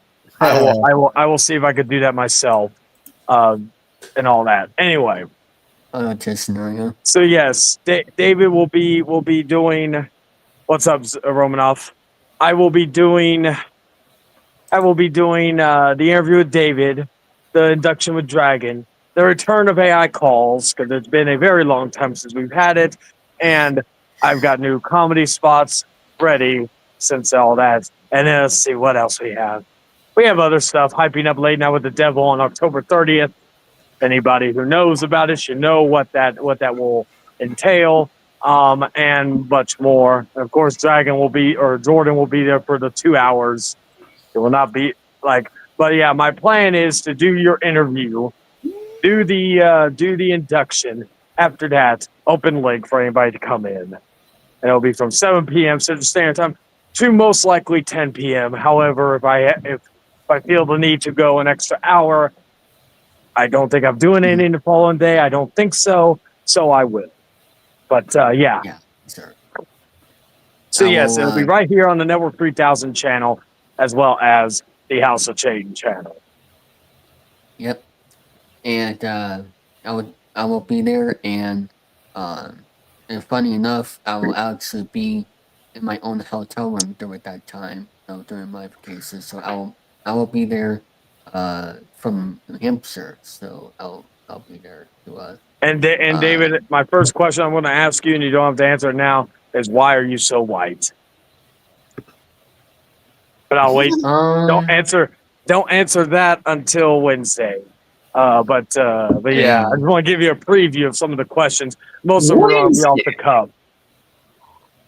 Yeah, the Hangout Cast is on Wednesday there, for the season finale. Oh, okay. I thought he was going to make a Wednesday Addams joke. Oh, no. I will say, though, I do have a few people that have already asked to be interviewed for future Outcast episodes. One of them being Nova. I may do that one later in next season because we will be back in May. As far as any other content I will be doing on this channel, probably nothing outside of Popcorn Panel, although I will not be there most likely tomorrow night. Actually, no, I will not be there because I got something going on. So I will have to message. I will make sure to. Victor already knew I may not be there tomorrow, but yeah. Yeah, for sure. And I am looking forward to see what type of shenanigans will happen this Wednesday. Yes. The other question will be, why can't you get no bitches? He's waiting for me to do that first. He has to see how I act, and then he'll. No, that's not true. I never said that. Well, Danny, just come down here. Danny, come down here. I'll get you laid in 2 seconds. I think. if I take you, I think Danny. I actually know even Mr. Beauregard. My woman has stated that if me and her never met, if she met you, she probably would have fucked you. Yeah, there you go. Get it. So Mr. Beauregard, you don't worry. There are people, and because I like you, Mr. Beauregard, I will not kill you for what she said when she said that to me. But no, I get you are not dating a trans woman, David. Well, Sophie's gonna be mad about that. Let him finish. Darn it, I can take it. Whatever. But Mr. Beauregard, if you ever come down here, I'm pretty sure I know where I could take you to get you laid without having to pay, and it'd be quite easy. Danny will be easy first too. I gotta learn how to actually fly in a plane. Which thank God, this upcoming March I can finally get to do. Oh, there you go. Yes, you can do it. So yes, I will be the. But yes, Mr. Beauregard, I know, and even I probably know a few chicks that would like to, and I've even told David this. My woman gave David this advice. David, this is why you need to lose your virginity young. Because trust me, there are plenty of bitches that would just want. You see this viewership drop because of you talking about. Yeah, the viewership was up when everything. And then once you kept talking about sex, it went down. So well, no. You think the audience would watch this? Back up. Oh, it went up to 5 already. Thank you, David. I think it went up because David was about to have a meltdown. But my woman gave David this advice: lose the virginity while you're young, for the sole reason that you're young, you're not bad looking, and there are plenty of women that would just love the idea of popping your cherry. So, like I said, David, go on some date websites. Basically, like, you've got all your hair, David, so that's one plus. The only problem really with you is that you still look like a 12-year-old, so that we need to work on. That's why you need to do what Mr. Beauregard does and grow a mustache. Grow a beard and sit. Yeah, at least Brandon has that down. My woman even said you'd look good in with a beard, David. They'll look like So- I'm 6. No, Yes, Mr. Beauregard is a real lady killer. He just doesn't know it yet. I think, Brandon, I think you look like your age. You look like you're in your 20s. Yeah. But David, you like, but yes. So go on some day websites. Yes. Basically, make it in all caps. You're a virgin, and you would like to finally lose your virginity. There'll be plenty of girls, especially if you were down here in San Antonio. I already know at least 3 women that would just love to fucking take you to fucking Pleasure Town and fuck you. What was it? What's the Catherine from Cruel Intentions? They would fuck your brains out. Oh, there you go. All right. Well, This is no comment. material right here on Network 3000, ladies and gentlemen. What? So This So is yeah, David, just do that. Okay. Grow a beard. You got all your hair, and there's still hope for you. But please, for the What love thing? of God, don't get to 30 and still be the way you are. Don't worry. No. Well, first, what were you going to say, Danny? I was saying this is the perfect material to be talking about. Well, it's a birthday countdown for Mm. like technically it's not 12:01 in my Myself. area. Technically, it's not David's birthday yet in my area. But I will still say, happy birthday, and all that good shit. Suck a dick and eat a lot of cake. Okay. And But by Danny's Red Bull. Ah, crap. no, Yeah, buy no, Danny. no Red Bull. Yeah, David, go buy. Actually, you know what? Send David a gift through Danny's Redbubble. Go and buy David. By the way, Hangman Yes, Charlie. yes. There you go. There you go. Go buy David a. By the way, Hangman Charlie shirt. Go buy him a Joe Biden shirt. Yes. Go buy him whatever other weird knickknacks that Danny has on his godforsaken website, and just send it to him. A George Bush shirt. You want to George? Oh, you want to see Jordan's bush? I think No. Jordan did say he was a hairy man downstairs. So Of you course. know, Jordan, Probably think Jordan, that's good. Danny, can you make a even if it's a fake photo? Can you make a photo of Jordan's bush I don't and think so. and put down Redbubble and then buy it and then buy it from your own site and then send it to David? I don't think so. Damn it! But I have a couple of Joe Biden shirts over here that are just taking up space in the showroom. Ah, Oh God. Also, Mike Richards. Let's not forget That's true. Mike Richards shirt. Hell yeah. Mike Richards. Do you know who Mike Richards is, Joey? Of course. I've heard of the name, but you know I don't really care. But and then also, if you use discount code HungChuck at checkout at adamandeve.com, I implore everybody to go and use that discount code Yeah, to baby. save 50% off on a butt plug for David. Yes. Buy it for him for his birthday. Yeah.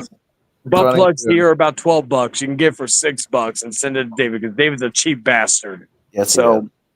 But he's a good guy, I think. wait, we're at the countdown. Even though it's not 12 o'clock in my area. 9, 8, 8, 7, 7, 6, 5, 5, 4, 3, 2, 1. Happy New Year! Oh wait, birthday, wrong David. thing. Happy birthday. My bad. How old will he be now? 23? 22. And he still looks like. And here you go, David. Here is my present to you. Danny, welcome to the screen. Yeah, we love it. Go Power Rangers. Hello, everybody. This is Andrew Hawking wishing David St. Dennis a happy 20th birthday. Oh, wait, what? He's 22? Oh. And Paris, by the way, him and sorry. There we go. And I'm playing that for your birthday, damn it. All right, here we go. Oh. All right, David. Here's what's what I'm looking for. Here's my response to that. What? I saw what you did, you bastard. Now I gotta play the game. What did I do? All right, 1 second. Go fuck yourself. That's you. What? Jordy. All right, David. David, you are a piece of, and you belong in the deepest, darkest pits of. You monkey's uncle, mother. I wish you in a vast volcano of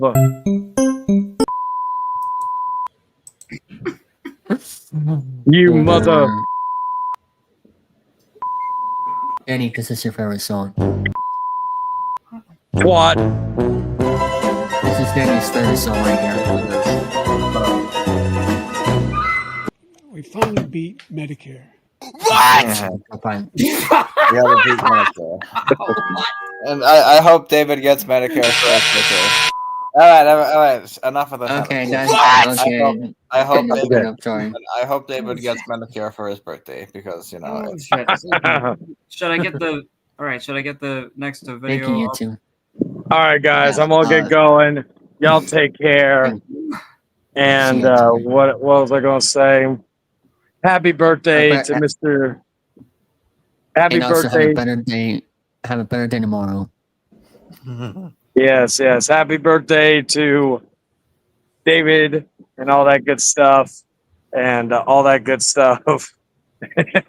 And David, you suck balls. Your name says it all. There we go. And make sure you watch L4GS TV channel 90. Throwback. Oh no! Damn it! Maybe.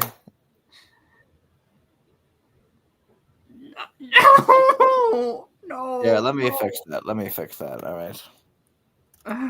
There, how's that? Okay, that's better. It's better. It's still the same. It's still the same. Hey, you know, to get the video all set up for backstage. God, no. It wasn't me. I didn't post that shit. What is happening? Oh, he's still There we back go. there. Yeah, that's what happens when Chayton gets on the show. Once a month. Oh yeah. No, Yankees suck. All right, enough of this nonsense. We gotta. Oh no! Okay. I better get the. But no, not that one. Okay. Not that one. Ah! Chayton's gone. Oh my goodness! No, Hank, I haven't watched that show. I've heard of it, but I haven't actually seen it. Whoops! Okay, there we go. It's all good. I want it backstage. Yeah, that's good. Okay. It's all good. Oh man. But yeah, make sure you look out for a YouTube sort of what just happened by enjoying himself. Excuse me. But well, I want to say everybody. I'm sorry for keeping on. But thank you, Jeffrey. Thank you, Nova, Tercia. I'm sorry if I don't know how to pronounce your name, but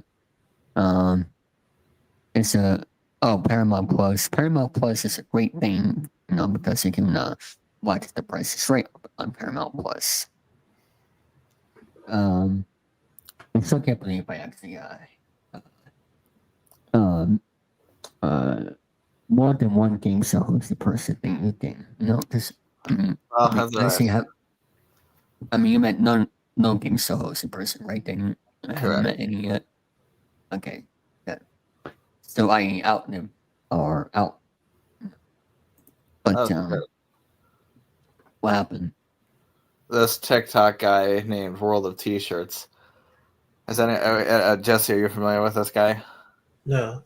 Joshua Block. Let me take a screenshot of it. Screenshot. Because I hold the fort. This dog right here. People say me and him look alike. Nah, not even close. Well, that's because he's got glasses and messy hair and a bit of a mustache. But anyway, the problem with this fella is apparently he got punched after saying he hates immigrants on video. Wow. And this guy, he's a fella. He's like he's a I guess people rage bait him, so they'll like see him and then they like get mad. Yeah, they say put the fries in the bag and he'll throw a shit fit. That's what they do. Like he gets angry on video because it makes people laugh, kind of like Therese guy. But anyway, I didn't know that he got punched for saying that stuff, and that's bad because occasionally I get people ask me, "Hey, you look like that Joshua Black." I'm like, "What?" Okay. Hopefully you don't get what he gets. No.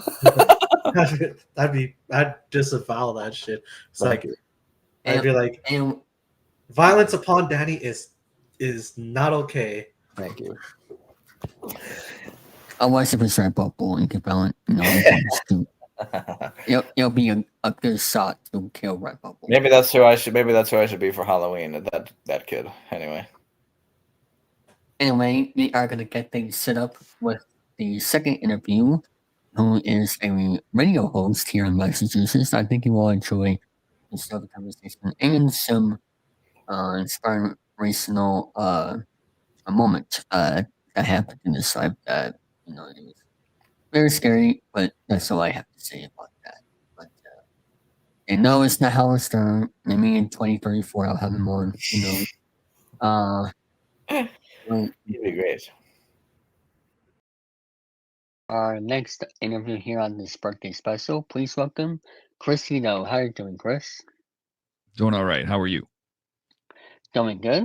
And for those that don't know who Chris is, he is a radio host here in Massachusetts and also a cardiac arrest survivor as well. Hey, I'm really sorry to be messing with I'm so sorry to be messing with my camera like this, David. The engineers were in here. They gave me a new monitor, and it's a little screwy. So anyway, sorry. You were saying that, yes, I am a radio host in Massachusetts. Hello, everyone. Yeah. Yes, hello. Indeed. From 6 to 10 a.m. Eastern here in Massachusetts, of course, in Worcester, in Springfield, of course. Correct. That's right. So, how did you get into radio, and was radio one of your main goals, growing up to be a career of? My goal growing up was not radio. I sort of backed into a radio career. My goal growing up was to be an actor, which I became. I went to. Sorry about that. Let me close that so we don't get any more of the dings. Grew up wanting to be an actor. I started acting really around 14. And then I got into a really swanky acting school called Carnegie Mellon University. Okay. So I went there for 1 year, majored in psychedelic drugs, and got my girlfriend pregnant. So I became a very young father. And so that's sort of how I ended up in stand-up. I was an actor. I was working as an actor, but I saw somebody doing stand-up, and I went and did it. And within about 6 months, I was making almost as much money as a stand-up as I had been as an actor. So I was doing that, but then I was on the road after a while, and I had 2 kids by then, and I was missing sort of missing the boat when it came to parenting my children. So I found that I was able to find a job as like the comedy sidekick on a radio show in Boston. At the time, it was WZOU. It's Jammin' 94.5 now. Back then, it was 94.5 WZOU. It was the JR in the morning show. And I was the comedy sidekick. And then I eventually became sort of the co-host of that show and the executive producer of that show. And that was my first job. Yeah. But when they flip formats, as often happens in radio, when they flip formats, we got blown out. So, I ended up getting another job in Boston, and then that station got sold. I figured, oh boy, here we go again. This thing is going to get flipped, and I'm going to be out. So the guy that I had been working with at first, JR, John Edwards is his name.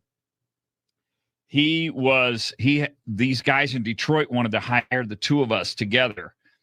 And we ended up going to Detroit for 5 years. That's the 5-year period in my entire career where I wasn't on the air in Massachusetts. Other than that, it's always been Mass. So, but yeah, for me, it was a very unusual path to be on radio. You were born in Massachusetts, correct? Yeah, I'm from Roslindale, neighborhood of Boston. Not one of your more famous neighborhoods. You rarely hear anybody talk about it, but it's a beautiful place. Beautiful place. Absolutely. I mean, I was born. Listen, I was born in Western Pennsylvania, and I think that's how I ended up going to that acting school in Western Pennsylvania. But I came to Massachusetts very young. Yeah. Very young. Yeah, and you also, I know you're a big Red Sox and Patriots fan. I am. I love those Boston Red Sox. God bless them. I was disappointed how quickly they got knocked out of the playoffs, but they were a fun team to watch. I think if Roman Anthony's healthy, I think they have a good young core group. So yeah, I mean, absolutely. Yeah. Let's see what 2026 comes. But for those who want to check out your radio show, what is the format they should expect of what segments you do? And Dave, I'm playing the stuff the kids are dancing to. I play all the hits. All the hits. I got your Lady Gaga. I got your Taylor Swift. I got your Katy Perry.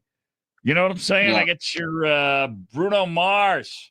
All the greats. Actually, it's really interesting. The two stations they have me on, they're not exactly the same format. The one in Springfield's a hot AC, so that's really a lot more current hits.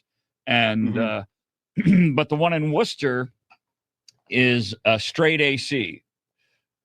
Sort of the at-work station. And so that stuff is a mix of like 80s, 90s, some stuff that's out now, but, it's extremely familiar by the time you hear it on SRS. So, yeah, they're a little different.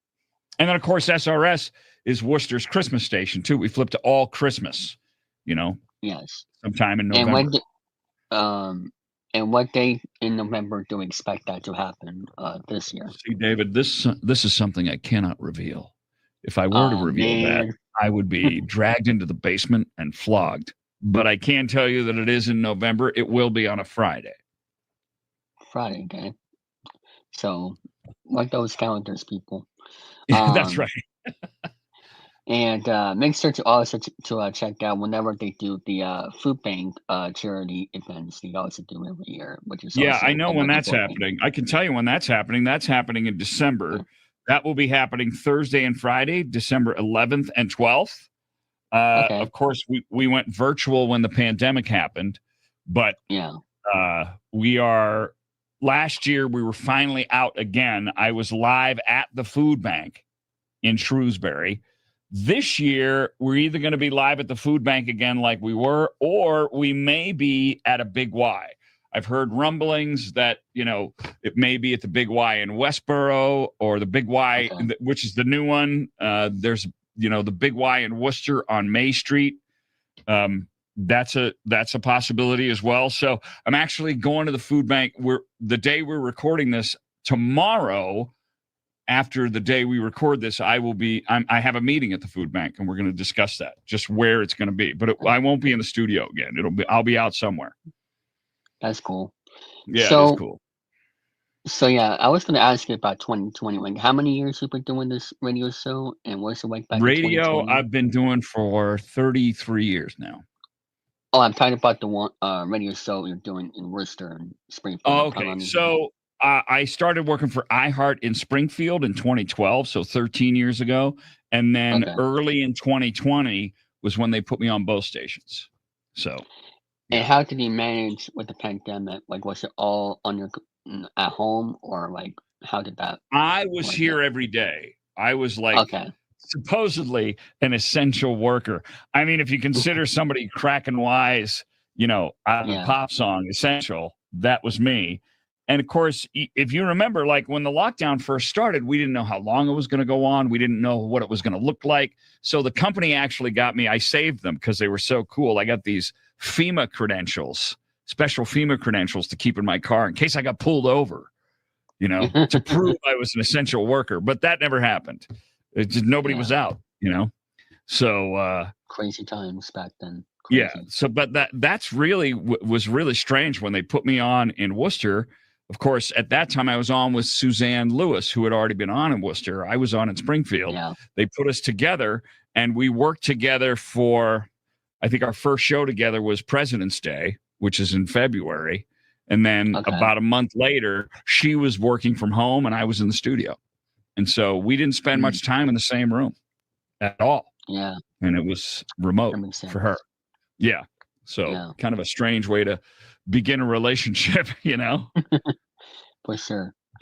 But it's all about the bonding and all that good stuff. A lot of that was missing for us, but I'll tell you what, she was great. I mean, she really smart, funny, great radio background, award-winning broadcaster. I was psyched to be paired with her, but, didn't really, it just, it didn't happen. Thanks. God bless COVID, it just screwed up so many things, Yeah, for sure. Did you have any favorite radio shows growing up? And do you have any current favorite radio shows other than yours you like to listen to in the afternoon or whatever? It's funny. I love, I miss Phil Hendry being on the air. Do you know who Phil Hendry is? I'm not really familiar with that many radio shows. Like I'm familiar with so Howard Phil Stern Hendry, and all that. Phil Hendry was the guy who spent years, some of it in syndication, but he was a typical radio guy. He was on pretty big markets, but different ones. He would work somewhere for a while, get fired, work somewhere else for a while. But he used to do a talk show, but he was everybody. And he would host the show, and then he would have a guest on that would say the most outrageous, offensive things. And he would sort of try to oh my gosh, I can't believe you're saying this. And then he would take calls. And the callers, of course, were all up in arms over what the guest was saying. Phil was the host. He was the guest. He was every caller. And I mean, his show was hilarious and brilliant. And he is still around, but he is retired. You can go to his website and find archives of his show. I would highly recommend it. It's amazing. And nowadays, I spend so much time in a radio station. When I'm in the car, I'll listen to the radio. I tell you what, I like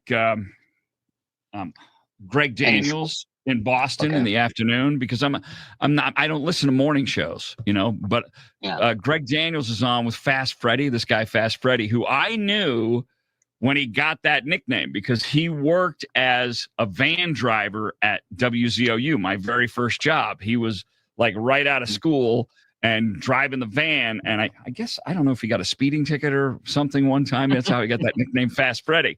But those guys are terrific together. There's a woman on the show too, and I apologize to her, but I do not remember her name right now. But they're terrific together. They're very tight.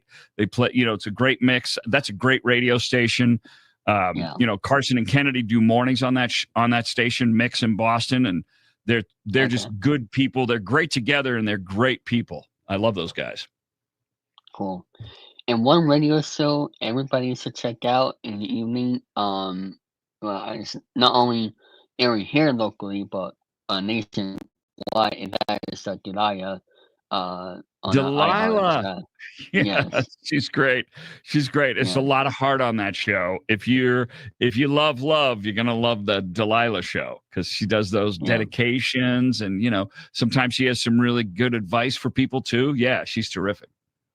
Yeah, for those who want to get into listen to radio, go check out that program at night when you're not doing anything, like if there's no baseball on or something. It's a great thing. If there's no baseball on, well said, David. That's quite a ringing endorsement. Yes. So you experienced your cardiac arrest a couple years ago. When I first heard of that cardiac arrest, I think of the original Wiggle, Greg Wiggle. He had that back in 2020, and then I now I see. noticed you had that. Like, what was your Yeah. experience? What was that experience like from your point of view? Because that is a very scary Well, thing. it was really scary. I've never had any major health issues. It's funny. I've had a lot of surgery, but it's all orthopedic. I was a Same. runner for decades. So I've had a scope on both knees. I had ACL reconstruction on my right knee. I had my right foot rebuilt. That was the guy that finally took my running shoes. I had shoulder surgery. That wasn't from running, but I mean, all of those things are difficult and require doing the physical therapy to come back from, but they're not life-threatening. There's nothing life-threatening about any of those surgeries or those injuries. This was something that I had just been to the doctor because I was experiencing such horrible heartburn, and she diagnosed me with something called GERD, which is like an acid reflux disease. And she said, we're going to schedule you for a stress test. And it was on the books.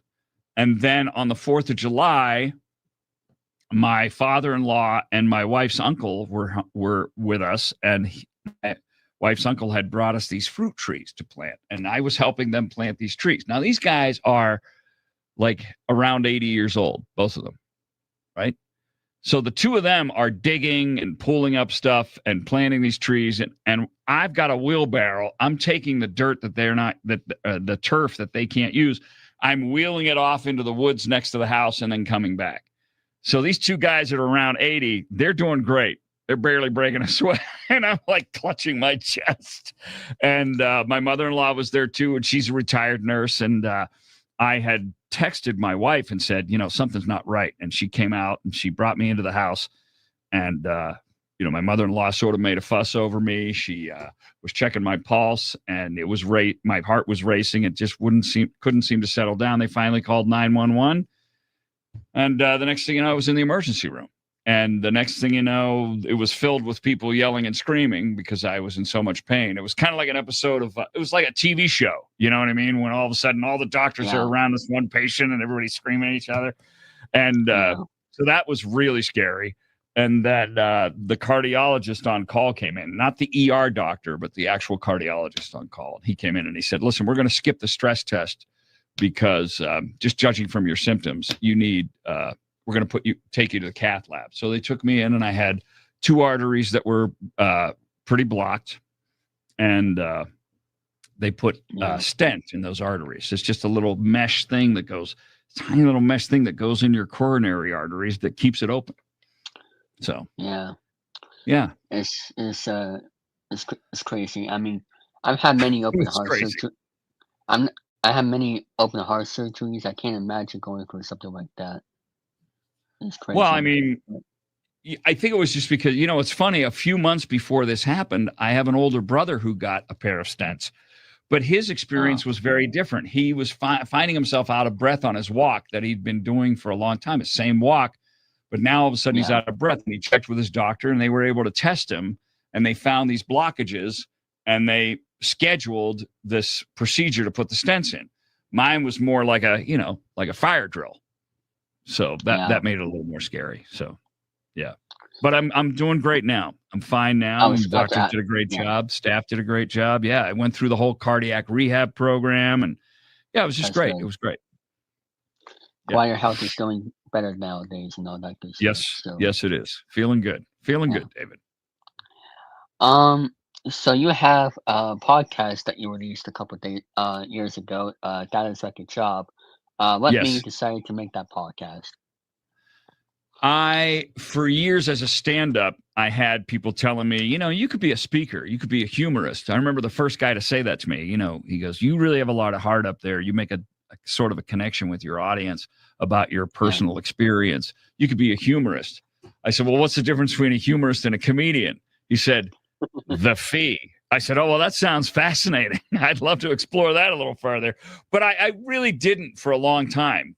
But eventually as I got older, I felt like, you know what, I really would like to explore this. And of course, being a father, I became a father so young, and it's been such a central part of my entire adult life, and I've had real ups and downs with that.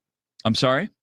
18 years old, you became a father? I was 19 when I became a father. 19. Okay.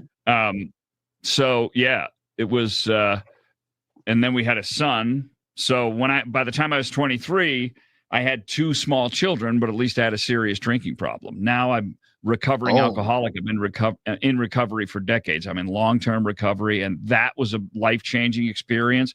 Made me a better father, of course. Saved my family, saved my relationship with my children. They're adults now, and we have a terrific relationship. But of course, your wife as well. Yeah, well, yeah. That first marriage, we got married so young. That marriage didn't last, unfortunately. Excuse me, but the dad like it's your job thing. I was thinking about work-life balance, and I thought to myself, I really feel like just that phrase, work-life balance, puts the emphasis in the wrong place. So I decided, I wonder if anybody is writing about life-work balance. So I Googled the phrase life-work balance, and all that came up was work-life balance. And so I started to work on this talk.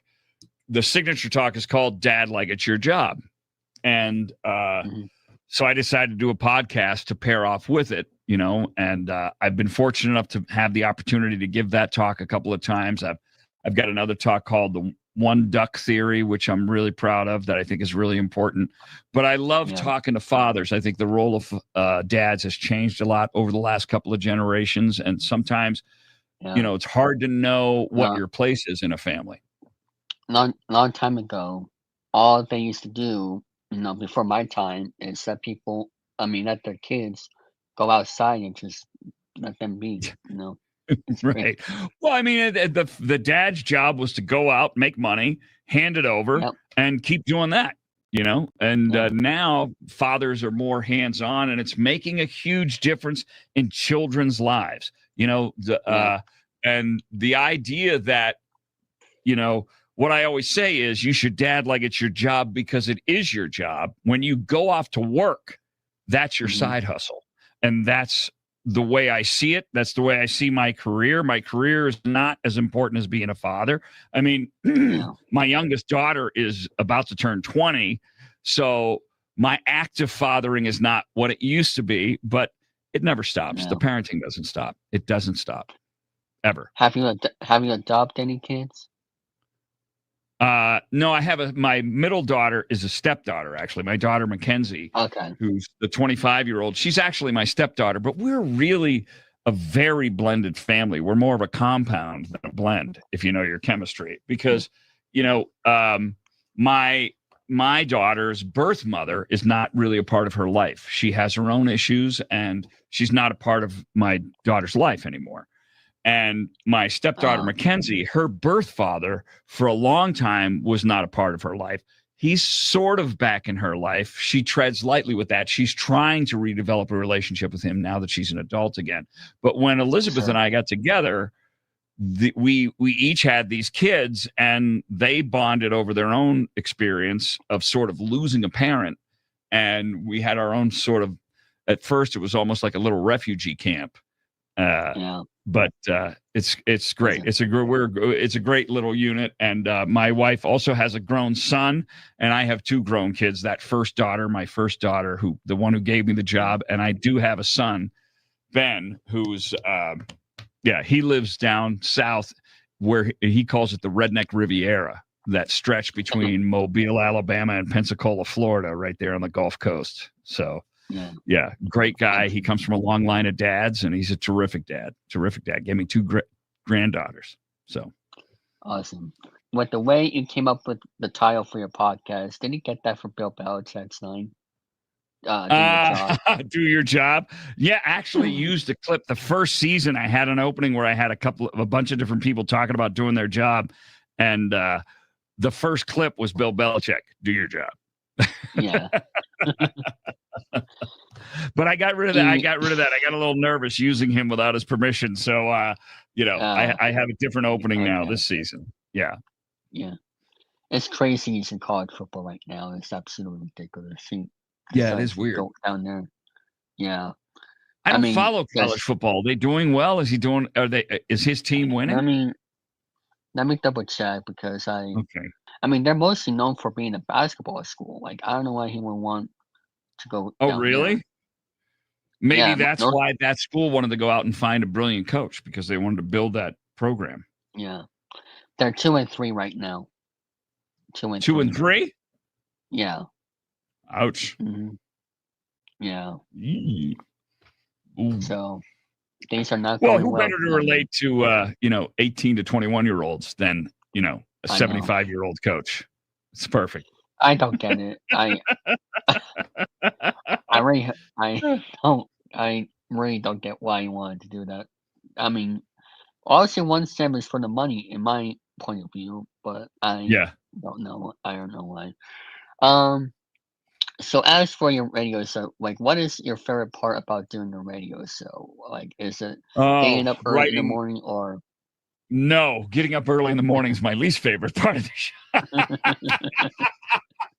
I mean, I feel like the good Lord gave me a way to do what I really, really love to do, but I had to pay for it by having to get up in the middle of the night to do it, But the beautiful thing about this job is that, I really love my job. Most people do not love their job. And most of the vast majority of the people that are listening to me in the morning are in their car. And a big majority of the people if the vast majority of the people that are in their car are people that are going to a job that they don't like, or they could take or leave. And, mornings are hard and you're stuck in traffic. And so if I can make that a little better by giving you a laugh on the way, that's great. Or giving you information that you can, be part of a conversation when you get to work, But my favorite thing on the show most of the time is, first of all, the calls. I take calls every day. Every single day I get calls from listeners, and that is my absolute favorite. I love talking to listeners when I'm out. I love talking to them, meeting them on the show. I love hearing their perspective, hearing their stories, and sharing a few laughs with them. The other thing that I love about the show is the Stuff You Missed feature, which is on twice a day, and that means every day I've got to write that feature.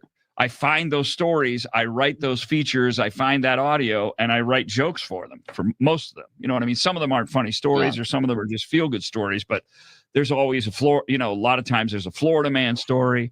I love those. There's never a shortage.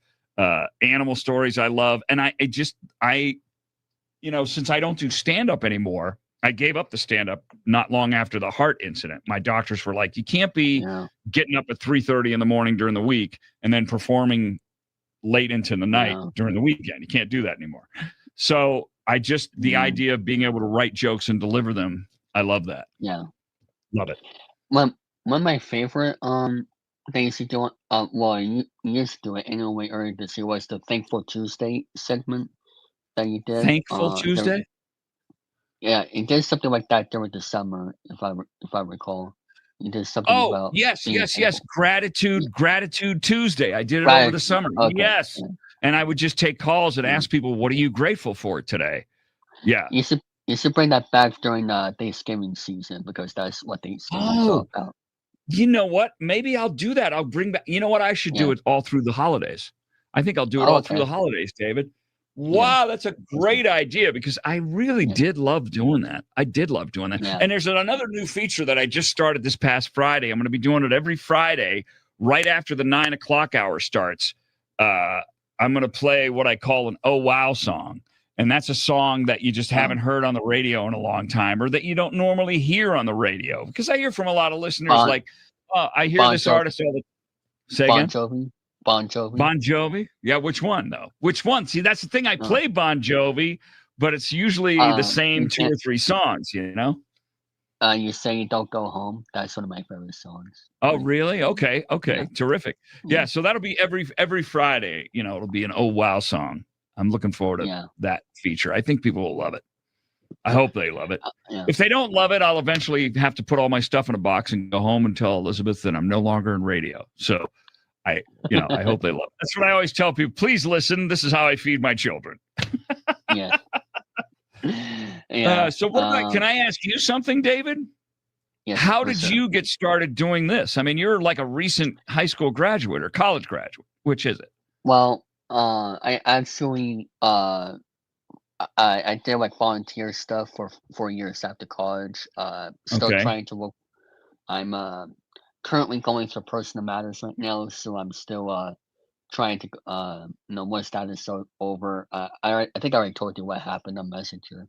Mhm. But once that is over, hopefully I could get a job somewhere because it's so hard finding one online. Like my goal is to hopefully find one on the computer, or I don't know, maybe I may have to go into some TV. I don't know because I didn't go to college, so it's very tricky for me to see what type of jobs are for college for now or not because Yeah. Right. maybe Right. one Right. day one day I want to go into radio just to play music, but my college is like I don't have college. It's a weird thing. I mean, like, I listen. I don't know that you don't necessarily need college to do radio. The problem is if you want to be in radio, you should probably build yourself a time machine because terrestrial Yeah. radio because of and really this is the thing. There's this notion out there that people don't use radio anymore, and that's not true. That's not what's happening Sirius in radio. XM, Sirius XM, you guys see more. Yeah, I mean, people listen to the radio. The thing is that because of consolidation and automation, there aren't many jobs anymore. You know what I mean? There's not that many No. guys out there doing what I do because there's so much syndication and there's so much automation and there's so much consolidation. I mean, so and there's nobody Hopefully learning one- how to do it. Yeah. Hopefully one day I'll be able to get into the TV or radio business. I just want to be on the air. Like that's why I love doing my YouTube show since 2021 here because I love interviewing people because I want to get to know the person, that I checked on the content for, Sure. And it's great. so- These kind of conversations are great. That's my favorite thing about doing the podcast, Dad, like it's your job, is just meeting other fathers that are devoted, like-minded people. Some of them aren't quite like-minded. I've had guys that I've had disagreements on their style or whatever, but I just love having these conversations, getting to know people. It's terrific. Yeah. And hopefully we can have more conversations, in that, off the air, like, sometime in the future to talk sports. We could talk about sports or whatever off the air if you want. Well, I do love talking baseball, so Yeah. And I know you're a It's my big favorite baseball sport. fan. Yeah, me too. Me too, by far. I mean, I do watch the Pats, but I'll watch just about anybody play baseball. Yeah. Yeah. Have you been to Polo Park in Worcester? Yes. Yep. It's Great a beautiful park. ballpark.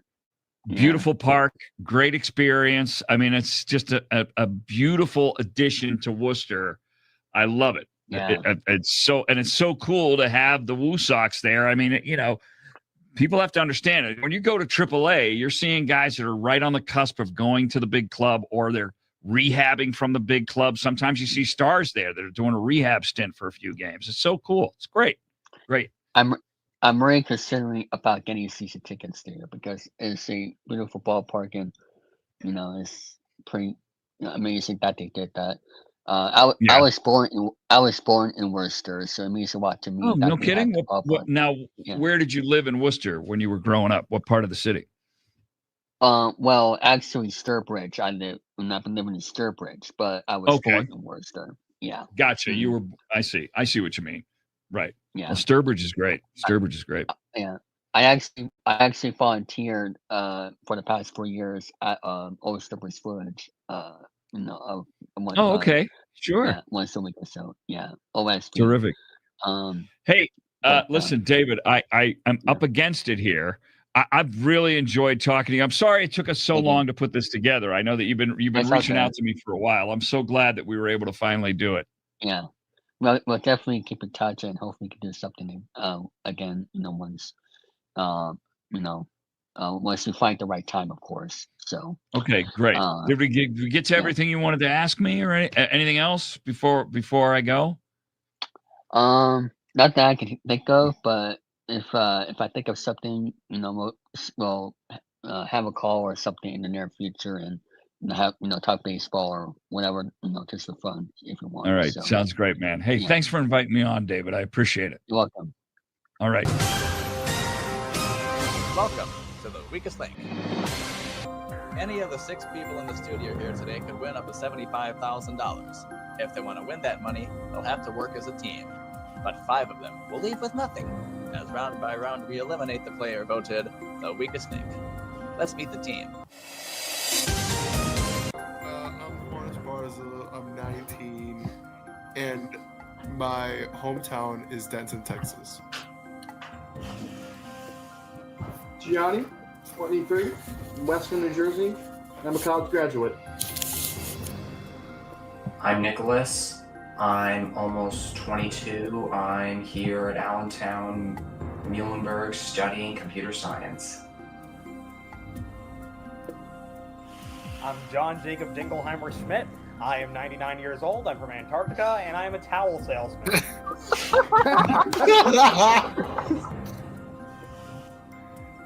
Joshua, I'm 30 years old. I'm from Kansas City, and I am a Japanese game show viewer and presenter and historian. Joseph, I'm 30. I'm a realtor clerk from Santa Clara, California. Now the rules. In each round, the aim is to answer enough questions correctly to reach your $12,500 target within the time limit. There are 6 of you, so the fastest way to reach that target is to create a chain of 6 correct answers. Get your question wrong, you break the chain and lose all the money in that chain. But if you say the word bank before your question is asked, the money is safe, but you'll have to start a brand new chain from scratch. Remember, at the end of the round, only money that has been banked can be carried over to the next round. The first round lasts for 1 minute and 45 seconds, and the order you're playing in was randomly selected before the show. We'll start with the player in the first position. That's Juan. Let's play the weakest link. First question is for $250. Start the clock. Juan, Rob Reiner's directorial feature film debut was what mockumentary about a fictional heavy metal band? Can I pass? Yeah. Okay, pass. Gianni, how many times does the Earth rotate on its axis in a 48-hour period? Twice. Correct. Nicholas, the Colorado Rockies play their home games in a stadium named for which beer company? Coors? Correct.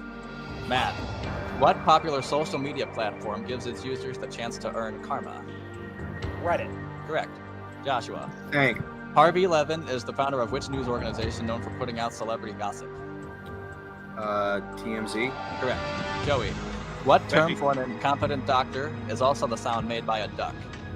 What is a quack? Correct. Juan, what model of Chevrolet car shares its name with a Southern California beach town? Hold on. Pass. I'm just gonna say pass. Malibu. Gianni, what O is a green-colored garnish used in making a martini? Olive. Correct. Nicholas, what global conflict ended with the armistice of November 11, 1918? The Black Plague? World War I. Oh. Matt, in American football, what position is abbreviated as QB? Quarterback.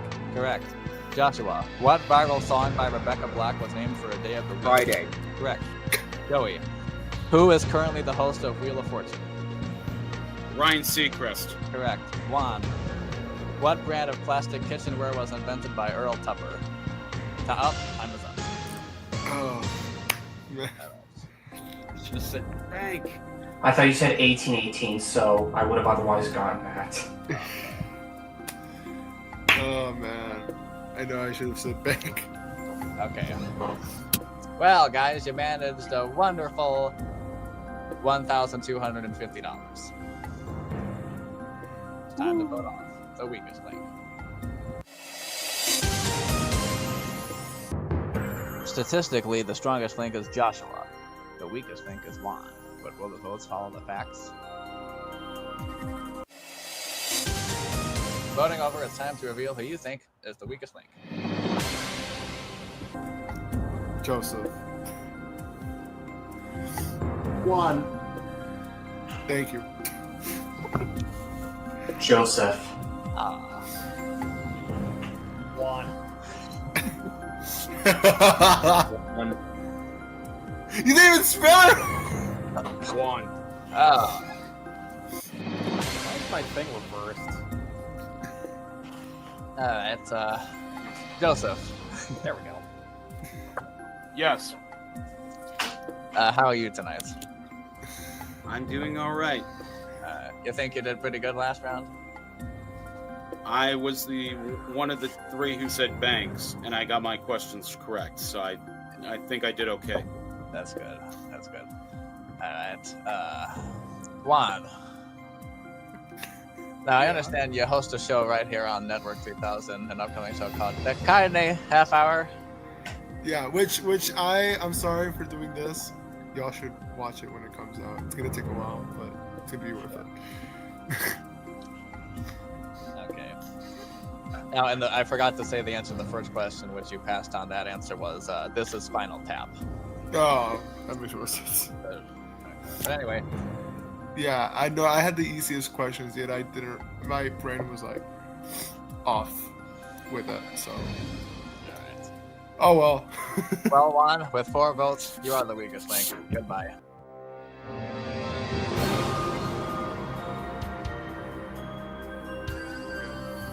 So, what I regret is I know I had the questions, the easy questions, I just couldn't answer on time.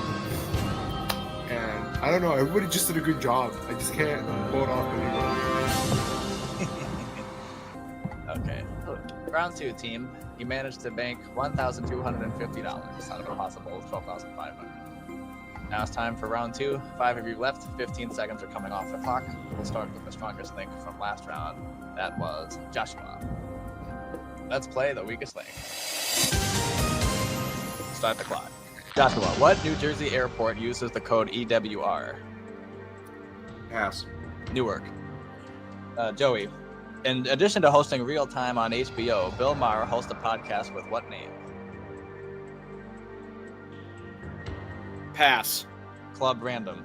Gianni, in 2023, the Department of Defense shot down a suspected Chinese surveillance balloon on the coast of what state?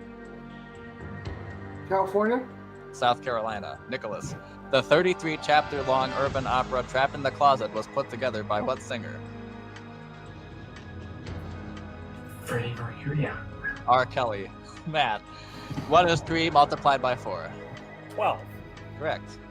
Joshua, what M is a water-filled ditch that surrounds a castle?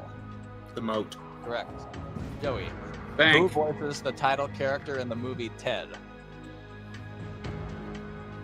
Seth MacFarlane. Correct. Gianni, Backrub was the original name of what website?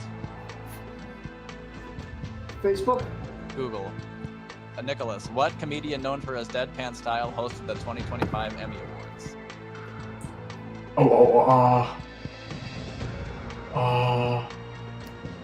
Pass. Nate Bargatze. Matt, Mike Waltz or Tim Waltz, whose middle name is James? Tim Waltz. Correct. Bank. Joshua, what famous diamond did Harry Winston donate to the... Oh. Time is up. I cannot complete that question. And in that round, you banked $750. Now that money will go to the next round, but one of you will not. And this gang of talk show hosts who's about to get thrown off the air. It's time to vote off the weakest link. Matt was the strongest link in this round. The weakest link is a 2-way tie between Gianni and Nicholas. Will that affect the votes? Voting over, it's time to reveal who you think is the weakest link. Nick.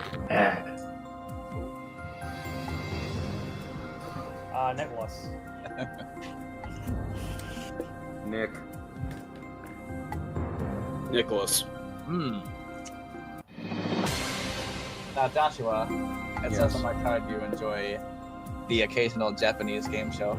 Tight, so that's y'all. But you were on one, weren't you? Yes, I was. the only non-resident to appear on the game show. Yes. Do they have a weakest link in Japan? They did. I believe it was just called the weakest Rinko. Yeah. Thing. All right. Why did you vote for Nicholas? He got 2 questions wrong, and he took too much time to come up with an answer. He should have passed. All right. Well, sorry, Nicholas. We're gonna have to kick you out. You out the weakest link. Goodbye.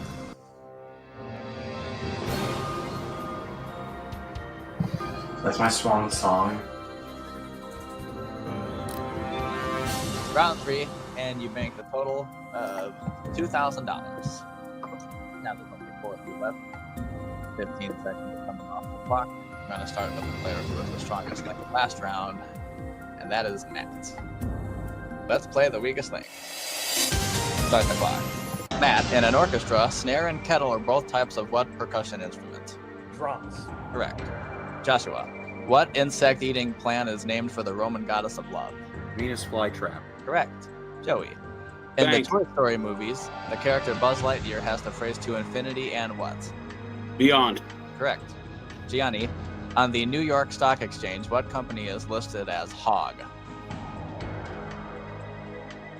Pass. Harley Davidson. Matt, what sense organ is deceived by an optical illusion? Eyes. Correct. Joshua, an Instagram user with the screen name XXX is known for his videos where he rambles about Nicki Minaj silicone and which basketball player's hairline? Kobe Bryant. LeBron James. Joey, what brand of cereal is often described as magically delicious? Lucky Charms. Correct. Gianni, in cities, Lisbon is the capital of which European country? Portugal. Correct. Matt, what word refers to both a flash of lightning and a roll of fabric? Pass. Bolt. Joshua, who is responsible for trademarking the phrase "Let's get ready to rumble"? Michael Buffer. Correct. And time is up. Okay, team, of that round, you managed to bank a pathetic $500. We'll take that $500 to the next round, but one of you will not. Who is the whammy coming for on this show? It's time to vote off the weakest link. Joey is the strongest link in this round. Gianni is the weakest link. But can he survive the vote? Voting over, it's time to reveal who you think is the weakest link.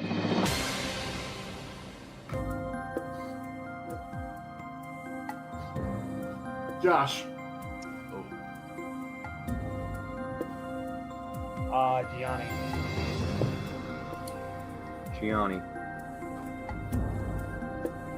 Matt. Ooh. Now, Gianni, you say you're a college graduate? Yeah. And what did you study in college? Music industry studies. Oh, okay. Gianni, with 2 votes, you are the weakest link. Goodbye. Well, I knew, as soon as I got missed that question, I knew it was going out.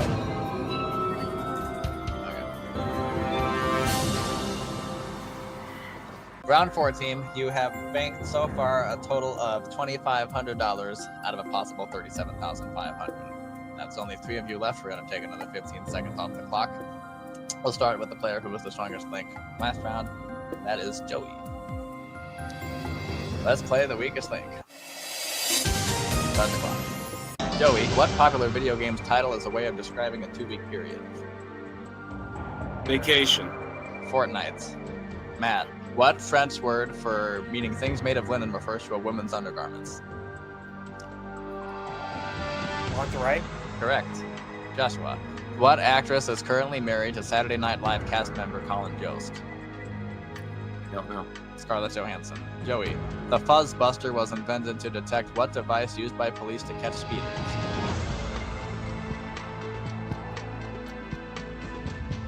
Radar gun. Correct, radar.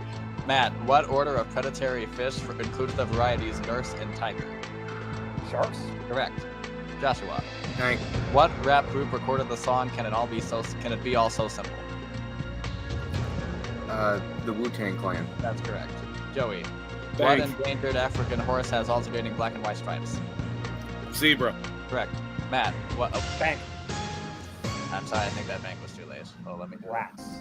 No. Okay, team. You banked another $750 there, bringing your total to $3,250. It's time to vote off the weakest link. Joey is the strongest link. Joshua is the weakest link. How will that affect the votes? Voting over, it's time to reveal who you think is the weakest link. Joshua. Matt. Josh.